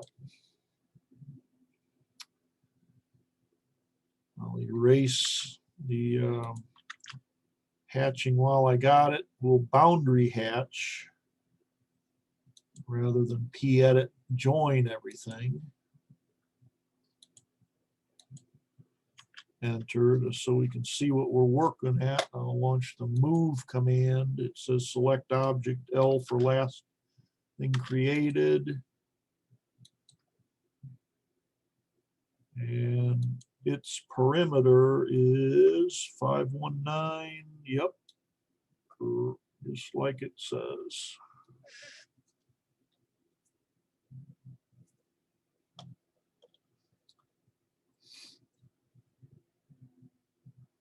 I won't take time. This last one we we stretch so the thin section here is 20 units. It says each way.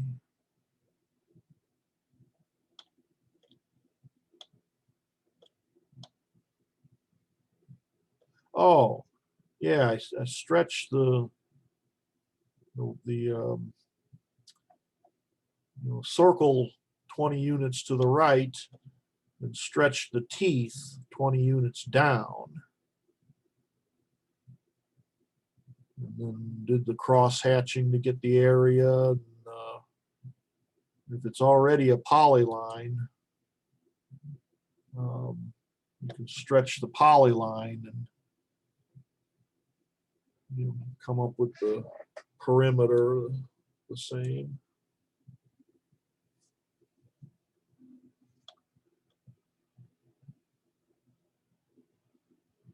What was it? Oh yeah, during the break, I reminded myself, how do you get the units to show square feet? Not sure if these are big enough, but here, area is 3976 and change square units. You remember the dimensions of this thing is, even if they're millimeters, it's a pretty big key. It's 10 units of offset there. So, how do we get this into feet? That's simply a matter of changing the drawings units. We've been working with units of decimal up to this point. Type the word units, UNITS. I think it's somewhere on here. Drawing utilities, units. If you refuse to type the word units, I'll type the word units, hit enter. And right here, that being decimal, that's why we got the number of square units. Change it to architectural, maybe fractional, not sure. Architectural, give you feet and inches for your length. And in addition to square units, it'll give you square feet. So change the units of your drawing to architectural, and then it'll tell you the square feet in the area. I got nothing selected now, but wherever it was. By the way, right here is the only place I know of where you can tell your AutoCAD drawing what a unit represents. It's a little more technical than that, but you can tell AutoCAD that a unit is a foot or mile, millimeter, a gigameter, parsec. That's something to do with planetary distances.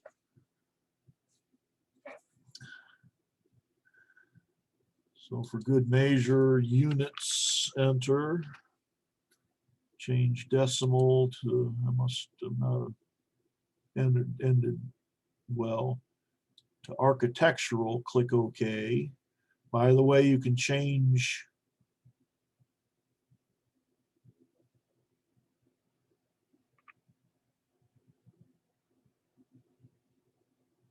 right here, you can reverse angle, and positive angle goes counterclockwise by checking it clockwise.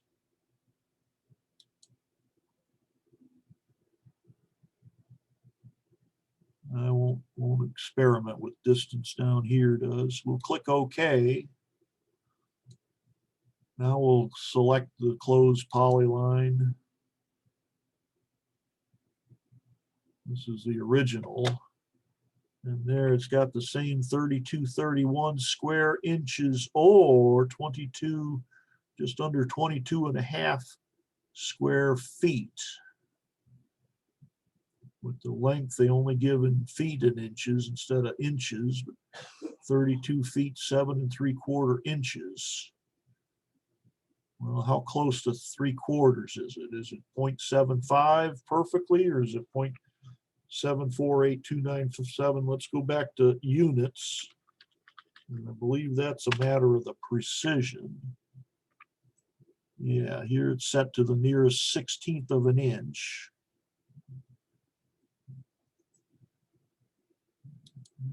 Drop it down so it's to the nearest 256th of an inch. Anyway, talking far more than you need to know. Let's work on the deliverables today. I won't hold you to any of the classwork. So if you just kick back and watch YouTube in another window, that's fine. However, let's decide which of these, which and how many and which of these 5 will be your deliverable, and which, I probably ought to let you out early. I've kept you overtime every night. I'm prepared for that to be a comment on your class evaluation. So take a look before we decide which to turn in. Which, say, 2 do you want me to do for the recording? 7 you've already done. It might have been week number 2 exercise. The difference was we didn't do the circles and arcs. We just went straight across the arcs and didn't bother with the circles. 14, I can't remember if we did that or not. That has no islands in it.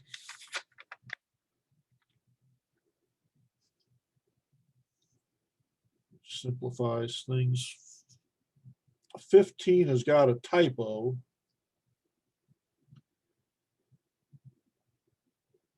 And you'll read the typo list, but I got penciled in on for exercise 15 that the 8 unit dimension should be ignored.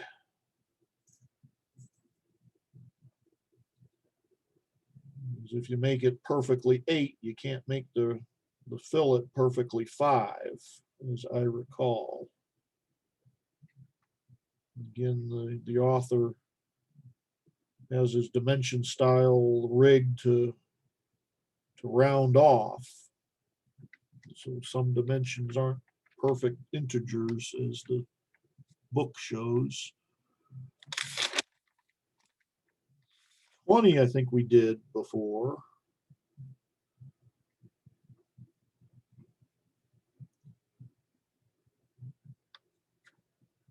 I think a lot of students had trouble with that 155-degree line. And 52, let's see what that is. Ooh, 52 you'll want me to do. That's a Geneva wheel, they call it. You see this a lot in textbooks. And the assignments say would be the perimeter of the outside of this Geneva wheel in 52, and the area, let's say, would be the big outer area. Disregard the 2 inner circles.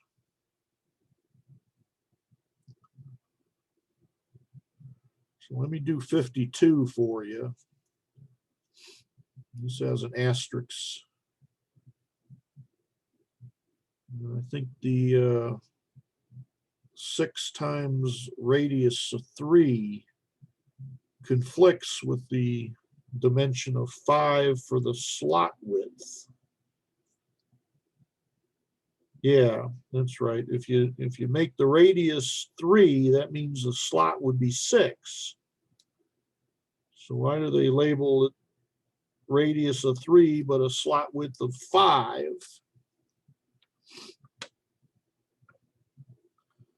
Always something.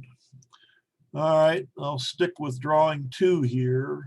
We'll do 52. By the way, please exercise your MTEX and deliver your drawings with your first name and the week number, DWG for good measure, but you can do without. And I probably should make you do a new text style so you don't forget how to do that. Too late now. Let's see, these things will probably be about the size of the key, so we might change the text height of this either now or later from 1 foot 6 7/8 inches to say 8 inches. I'll draw the object and then decide whether to scale or change the text height later. You know, again, middle center justification has its advantages. Any rate, let's start with the page or exercise 52. I like to start with the circles in the center. One's a 20 diameter and the other's 30 diameter. So we'll launch circle center diameter. Oh snap, what I think will be a good distance. And 20 for the small one. Click on the icon again. Can't just hit enter because the icon's got options built into it. O snap dead center because we got Burgener's 5 favorite O snaps on. And the outer one is 30, enter.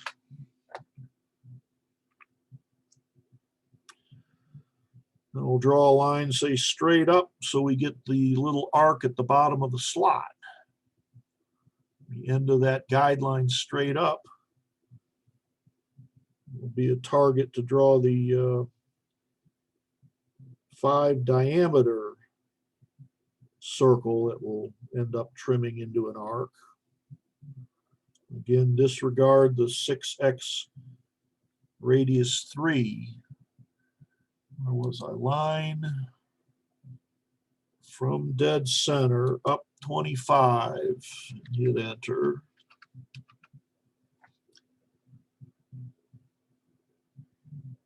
Yeah, that's right.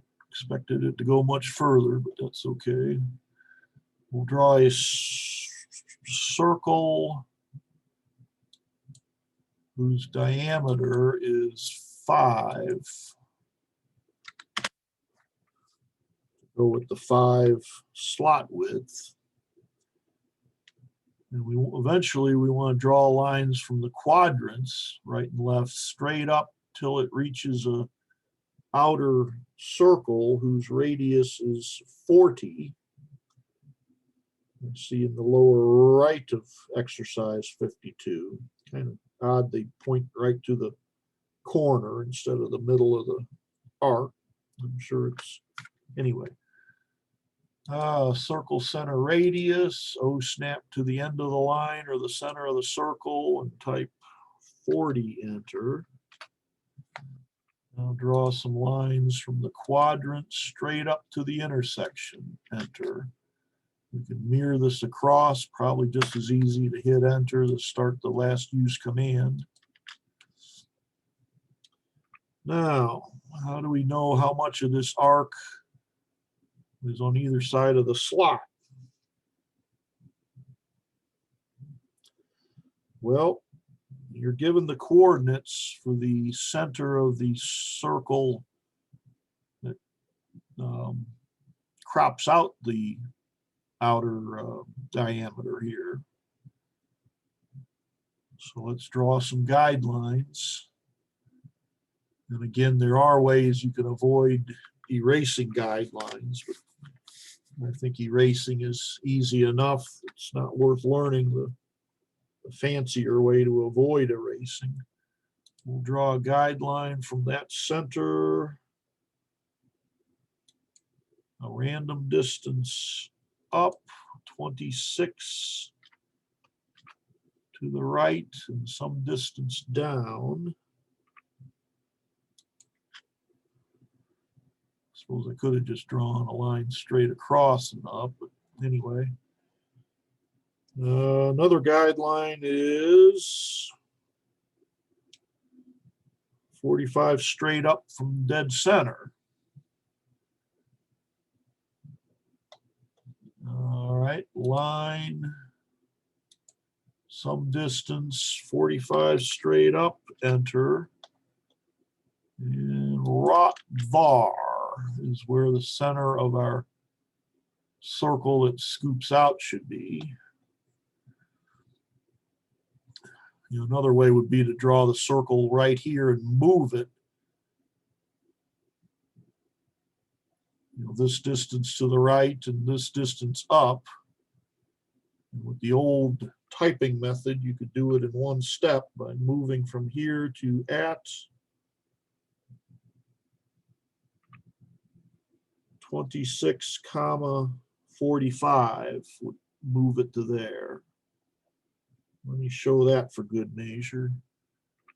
Circle, we'll start in the center and make it, okay, this is a radius of 19.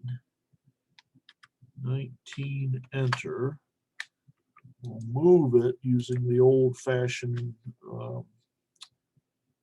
relative rectangular coordinates. I want to move it from there up to here. Then I'll type in from where you are right now, I want you to go. That's what the @ symbol means. And incidentally, if you turn on direct or dynamic input, it's a slightly different process. I tried dynamic input and wasn't impressed. Maybe I should try it again because students, you know, think, oh, that's new, we got to learn it. Anyway, we'll move it at the change in X coordinate or distance is 26, comma, and the change in Y coordinate should be 45, and hit enter. And there the circle is perfectly centered without the need to erase the garbage.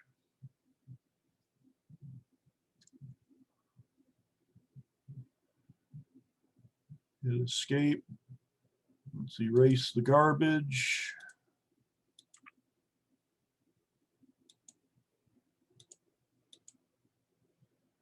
Get everything.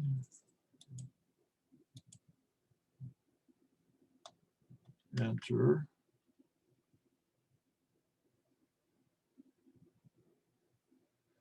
Let's make a, well, let's trim this away. Enter, so everything's a cutting edge.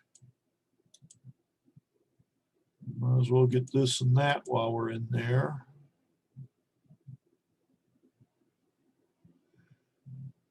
Now, I believe what we want to array is this entire arc, these two lines, and this half circle.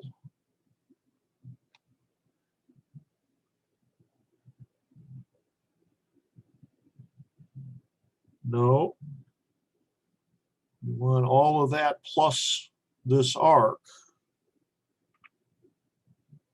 Arrayed 6 times, and I believe will be completed. Well, some of the textbooks have a keyway cut in here. I'm starting to babble. Before we array, you know, a week ago I'd have you put a little center line arc and a, you know, bullseye right there, but let's not bother this time. Where are we? Trim yet? I'll hit enter or escape the bailout. We'll lose the bulk of the circle. And if I'm right, we array this guy. Or should I add another arc here?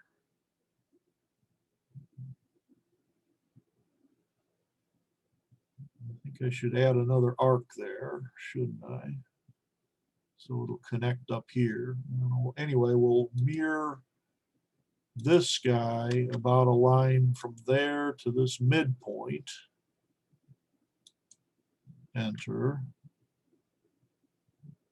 I think array all of this. Okay. Drop down, use the polar array method. Select everything and hit enter. Center point is dead center. By default, it's 6 already. Hit enter. I don't think you can get an area of an array. Let's find out. XYZ radius. Nope, don't see perimeter or area. Doesn't surprise me. Let's explode this guy and then weld it into a polyline, or better yet, cross hatch it. Maybe boundary hatch it. Yeah, let's do both at the same time. Let's boundary hatch it. And then we'll have the boundary hatch with L enter. And I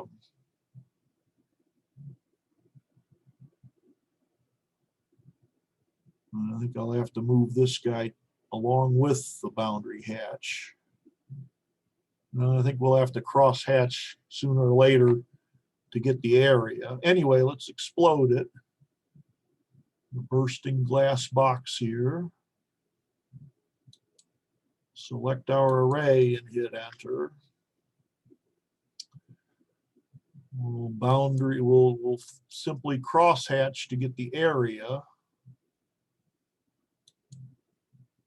Click in here. Let's see if it cross hatches this. I don't think it will. There's a way you can adjust the cross hatching.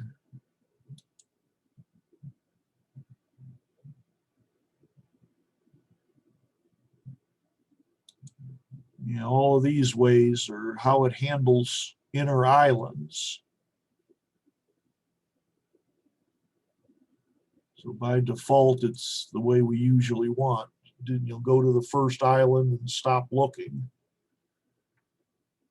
Got that, hit enter, select it. Then the area, I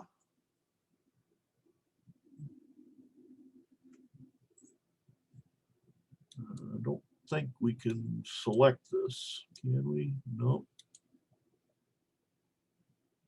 Well, we can copy. Let's just go with the square inches and ignore the square feet. So we can copy 3077 point. Wasn't that the MASH number? Anyway, 3077.4128. Once we get the polyline, we can get the exact same number, but it's copy pasteable. So remember that, but don't copy it down on paper for good measure. I'm not going to bother. We'll hit escape to deselect. We'll select and erase the cross hatching and use the boundary option to form a closed polyline all the way around this thing. And for some reason, I think I got it perfect, but I recall doing this once before. I had a slight gap at one of these. Keep an eye out for that. Where was I? Drop down boundary hatching. Again, join or pedit join option will do this. I'll click pick points, select, hit enter. Okay, looks like if I selected, since it's the newer object, I can click on it and it'll take the boundary instead of the arc underneath it. We'll go to the list command so I can copy paste it off the text window.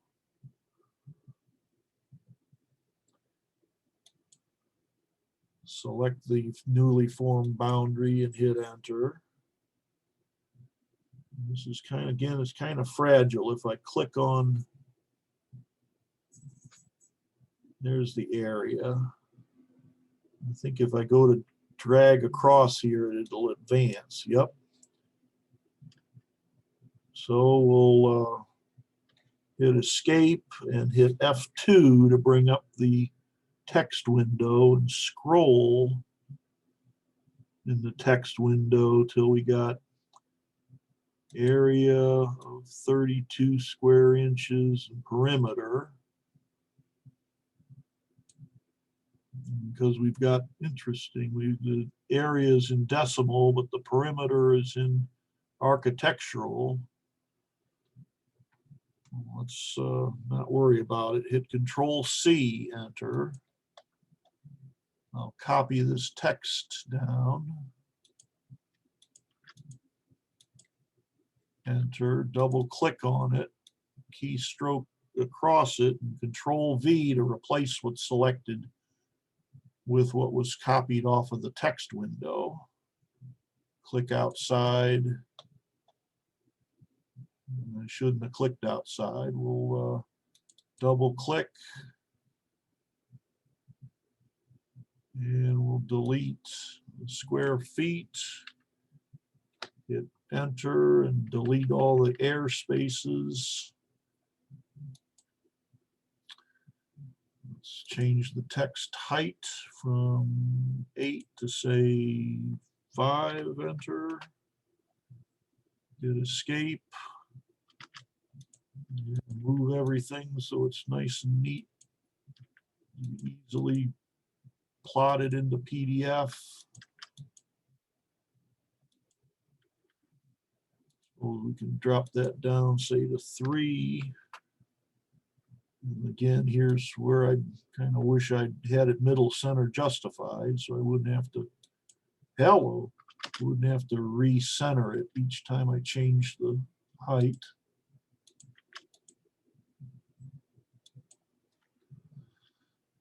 And for good measure, let me copy this, double click, and to make it easier for me to grade, I'll put the exercise number and enlarge it, say to 8, enter. And say move it close. That would be good start of your exercise. I always move your items around so it either fills up a landscape or a portrait sheet of paper on the PDF.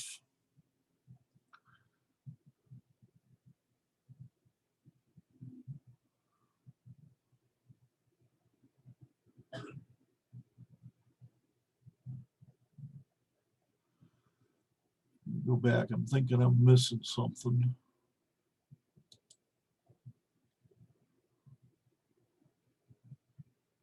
Nope, I think we covered everything.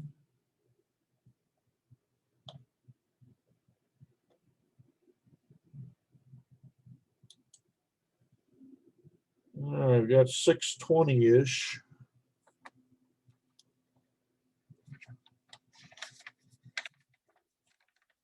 Well, I hate to say this, except for 52, they're all pretty easy in my opinion.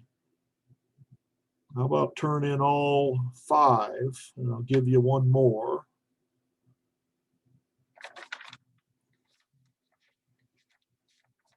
And save your drawing. And there is an automatic save, but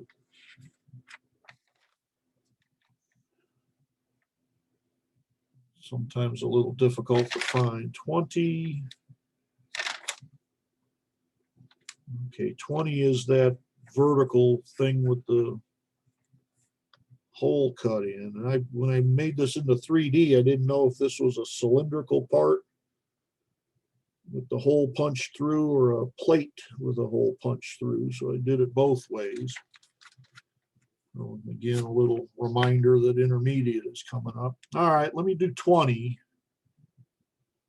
Again, if you saved your file from a few weeks ago, go ahead. Oh, I wanted to learn you how to merge drawings together.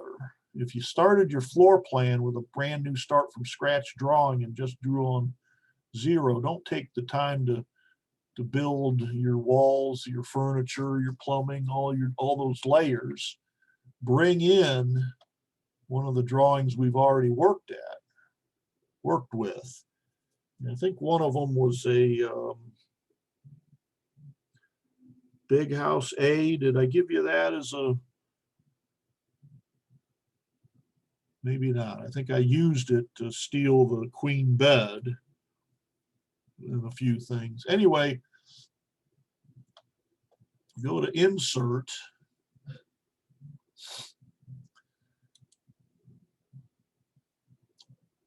Or type the word insert, click the icon insert. It says insert block, but you can insert an entire drawing too. Now we don't have any blocks made. A block is a welded assembly.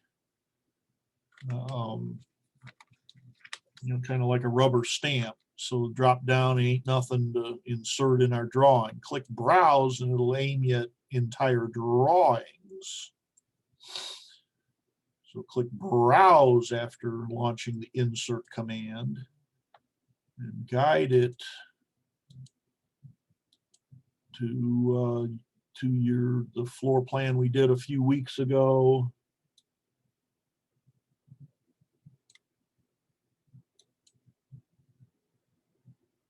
Okay, week 5 looks like it was before we did the layers. Yeah, this is a starter before we did the layers. So it was week, I don't see a week 7 starter. Did I give you one? Let's see, student work weeks.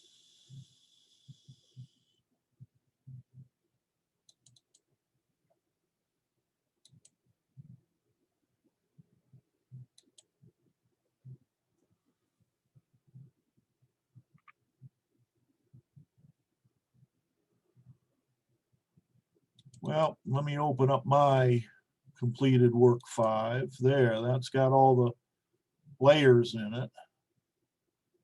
So go to your completed week 5. Click open. Leave everything as it is. Click OK. And then well clear of your working drawing, click in blank space. And how did I get back in here? Everything that came in brought with it. By the way, this is welded. It comes in as a block. I forgot about that.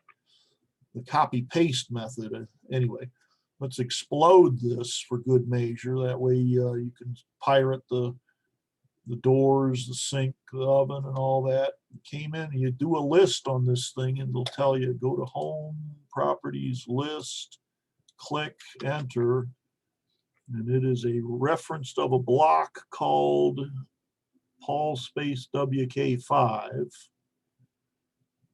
A block is like a polar array, is like a polyline. It's higher form of life, so to dummy it down to amoebas, very simple forms of life, we'll explode it. And sometimes you got to explode things 3 times. If you got a polyline that's arrayed inside a block, you got nesting things to explode. Click. Now everything is editable. And I stand corrected. What's this? That's an array. No need to explode the array. By the way, I found out too late that when I stole this queen bed, check it out. The color, nope, made a liar out of me. Okay, I guess I fixed it. But on yours, because of the starter issue, I think the color of the lines of your exploded bed is by block instead of by layer. So shame on me for anyway. Once you get me going, you know, let's copy and steal the entire dining room set, move it into your floor plan. You already got all the layers of all the stuff that came in. So repeat exercise 5 and move your layer 0 wall lines to the walls layer. Another way of pirating the drawing,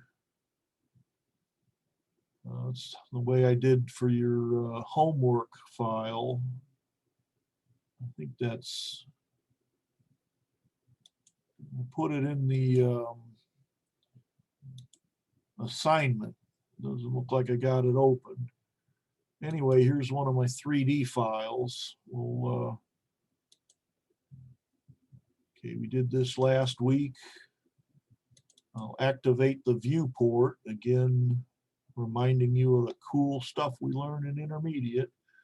I'll right click and select clipboard copy with base point. You can go simply copy, but in past I've seen that's kind of unpredictable where it comes in. May have been fixed by now, but I'm going to continue with the tried and true. Copy with base point from the clipboard. Again, activate the viewport, right click, clipboard, copy with base point.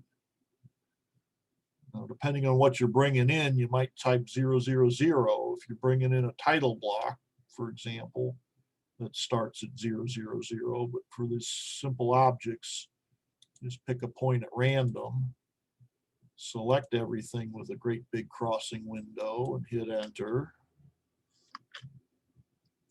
This is just the 2D stuff, not the 3D. Toggle back to your floor plan and right click, clipboard, paste.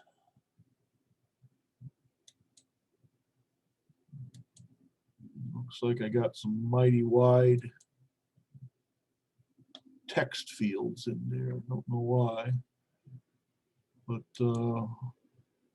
so now you got not only in your drawing 2, not only you got the layers from your week 5 homework, but you got layers from the machine parts, you know, everything used in the machine parts, center 2, hidden.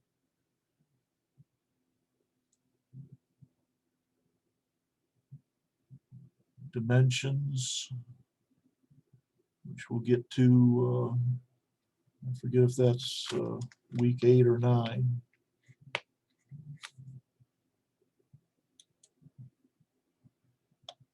So there's a couple ways to pirate other drawings. Take advantage of the layers, line types, dimension styles. What else? Anyway, where were we? Oh, exercise 20. Let's go to drawing 2. Where's the working space? Okay. Okay, this is going to be a big object. So I might have to, might be hard to PDF it. Last week I just left the little part little. Anyway, let's see. Let's start in the middle. You see we got a radius of 10 for the middle. Circle radius 10, enter. 2 circles at top and bottom that are half of 56 apart. So I'll draw a guideline from the center here. Whoa, what went on? Line, oh snap, dead center, send it up 56. I believe diagonal 2/2 will work. You can't combine a decimal and a slash, but you can put like 1/2 and AutoCAD will understand it. So 52 divided by 2, make sure polar tracking is on. We'll double check. This guy should be 28. Properties. Okay, I got units set for architecture. 24 plus 4 is 28 inches. Where was I? So at the top of this guy, we'll put a, I did make this a 10 unit radius, didn't I? Yeah. Top of this, I got the radius is 7. Same icon. 7, enter.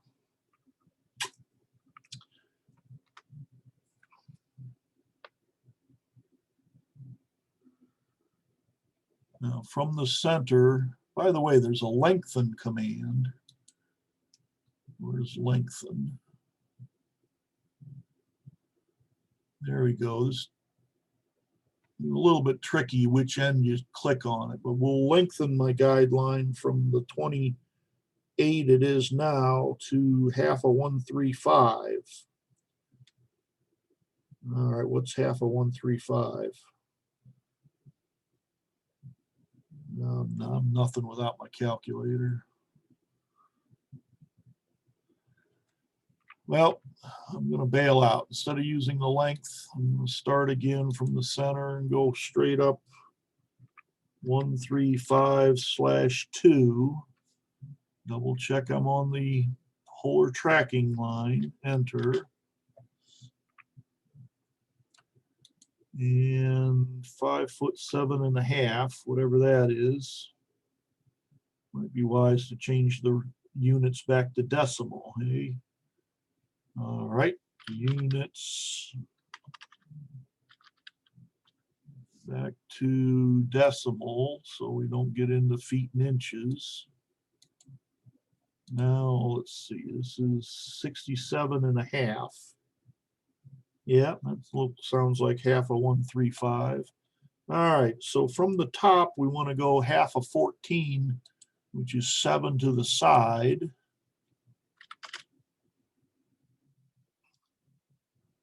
Come down 135 minus 80 is 55. Right? Yeah, 55 is the total, but we only want half of that. So it'd be 55/2 straight down. Then begin the 155 degree line. Well, it's not a 45 degree increment. I'm going to go straight up and rotate the last thing a negative 155 degrees. Rotate, L for last, enter. Enter, because that's all I want to rotate. Pick the base point and type negative 155 to go clockwise. Now, how do we get, I think the question is, how do you find the end of this line? And something tells me it's perfectly centered with the circle. I'm looking for something to indicate otherwise.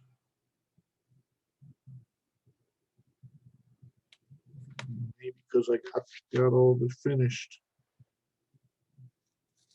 files that came with the textbook. The way I concluded it perfectly lines up with the center.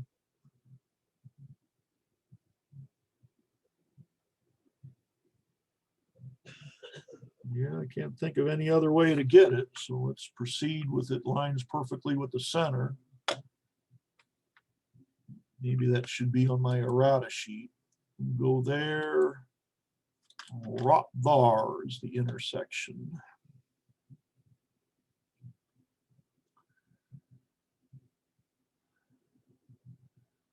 I'll draw a guideline there so I can get a quarter of this thing made. I'm going to draw some lines straight down.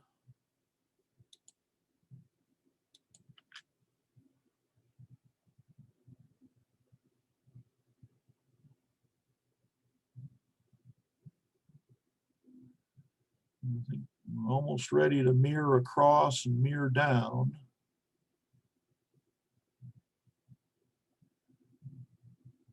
Let's trim away some. Enter so everything's a, that's interesting. Well, how'd that happen? Hope I don't have a in extension O snap.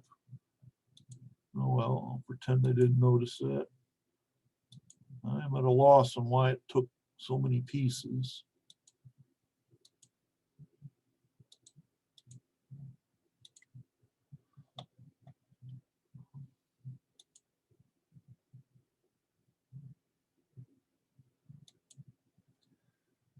Yep.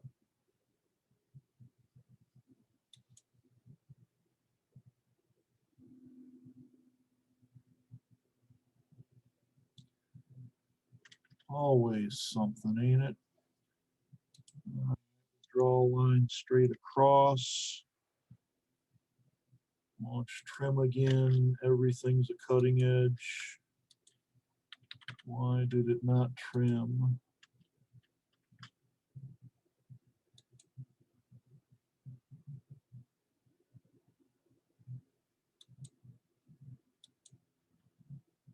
It's time to erase.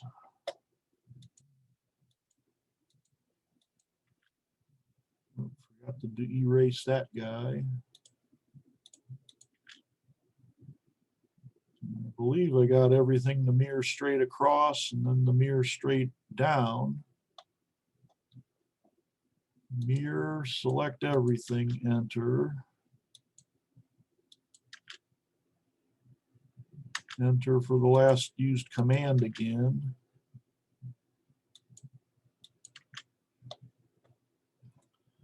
Dun, dun, dun, dun. Now, what's the mission? Find the area of this outer area. The perimeter of the outer area.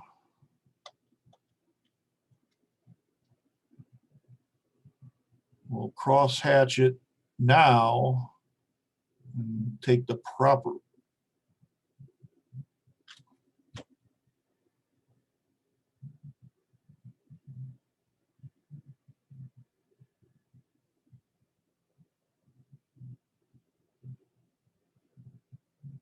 How did we get it editable? Copy pastable last time. I'm drawing a blank. Well, maybe it'll come up again. Crosshatch the regular way, click in blank space, hit enter, select. And the area is 1653.9763. And I sure wish we could copy that. Oh, never mind. Every time you see a little calculator here, it allows you to take that number and divide it by a third or something. I don't know. I've never used it, but click on this little calculator and the number is right there. Control C. And let's copy. Go back to copy this guy over. Double click, and area is Control V.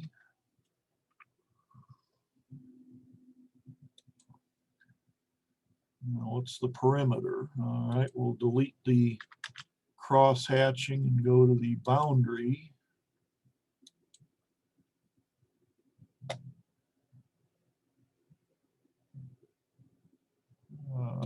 Pick points, click, enter. We'll move it to get a clear shot at it. And we'll do a list to get the perimeter number.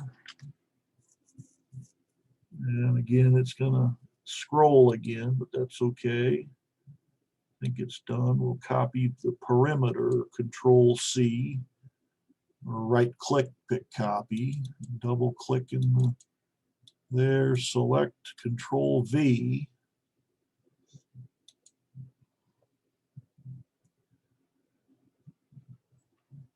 And I got nothing to compare it to compare to ensure I got the right numbers.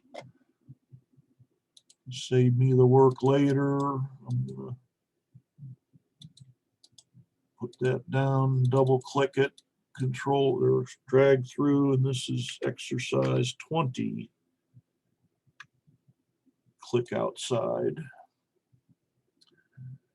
Got no use for this, and I can make it again if I need it.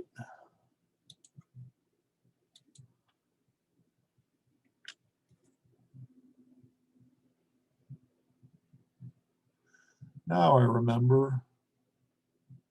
I think with the regular cross hatching, did I? Oh, that's boundary. Hatch. Now with a list on that area, do I get copy pastable? Yeah, there we go. I could have done it, gotten them both at the same time this way. Control C. I'm reluctant to use copy paste again because it'll interrupt the flow, so to speak. Huh, why is the area different? 1653. Perimeter's the same, but the list does not come up. Do it again, demonstrating insanity. Area is 1653, not 2651.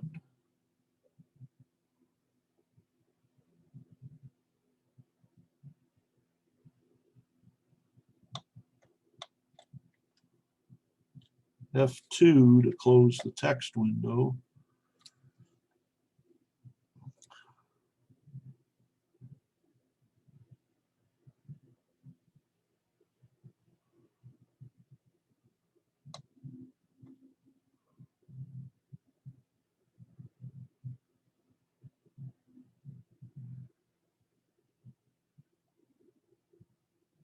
Well, let me show you the cryptic way.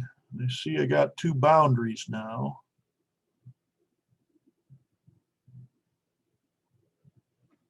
So I'll launch the area command. And again, this is cryptic. I'm going to start going forward. I don't know why, but you got to tell it, hey, I'm going to add stuff. So I'll invoke the add area option. I'm going to pick an object. I'll select that object, hit enter. Now I'm going to subtract an item. So I'll click subtract, I'll click object. I'll select the inner object and hit there, 1653. Exactly what properties came up with.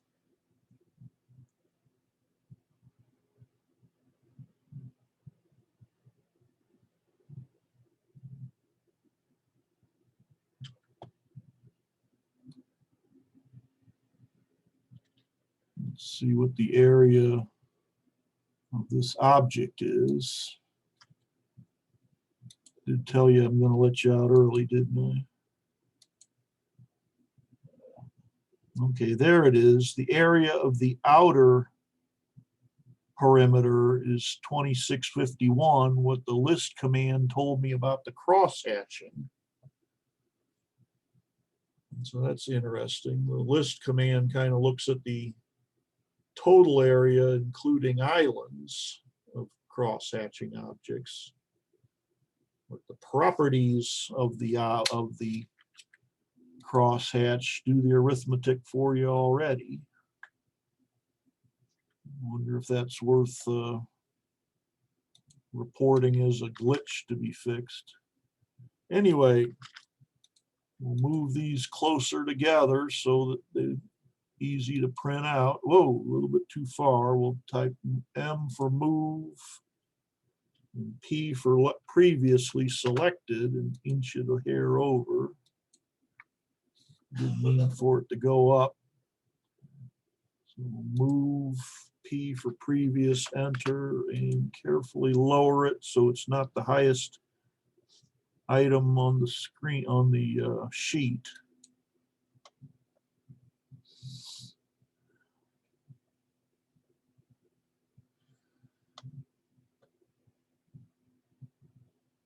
These are a little large.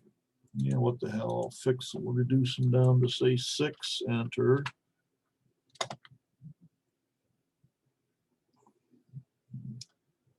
And I'm really getting anal now, but we'll nudge this over to keep it centered. Up.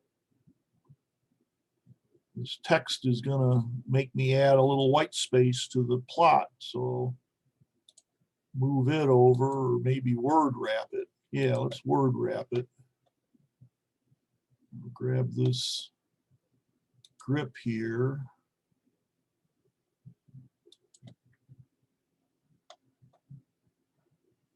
Move it up.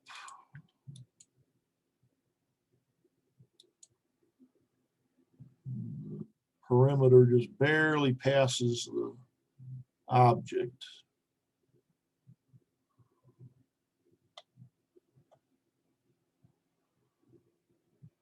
What the hell? I'll change the justification to middle center. Don't you hate that? Move them both. Which is which? I've forgotten already. Undo, undo.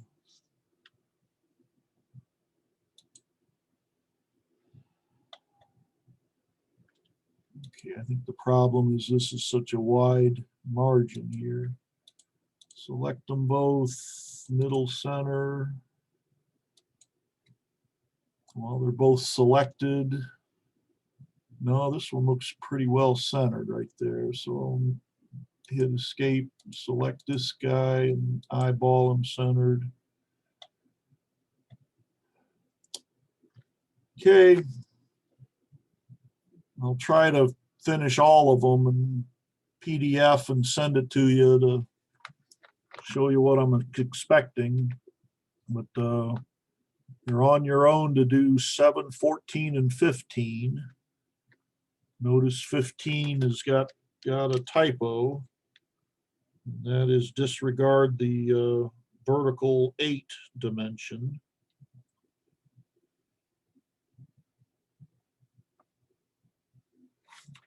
Any questions, comments, concerns, complaints? Sure hope the recording's working. Yep.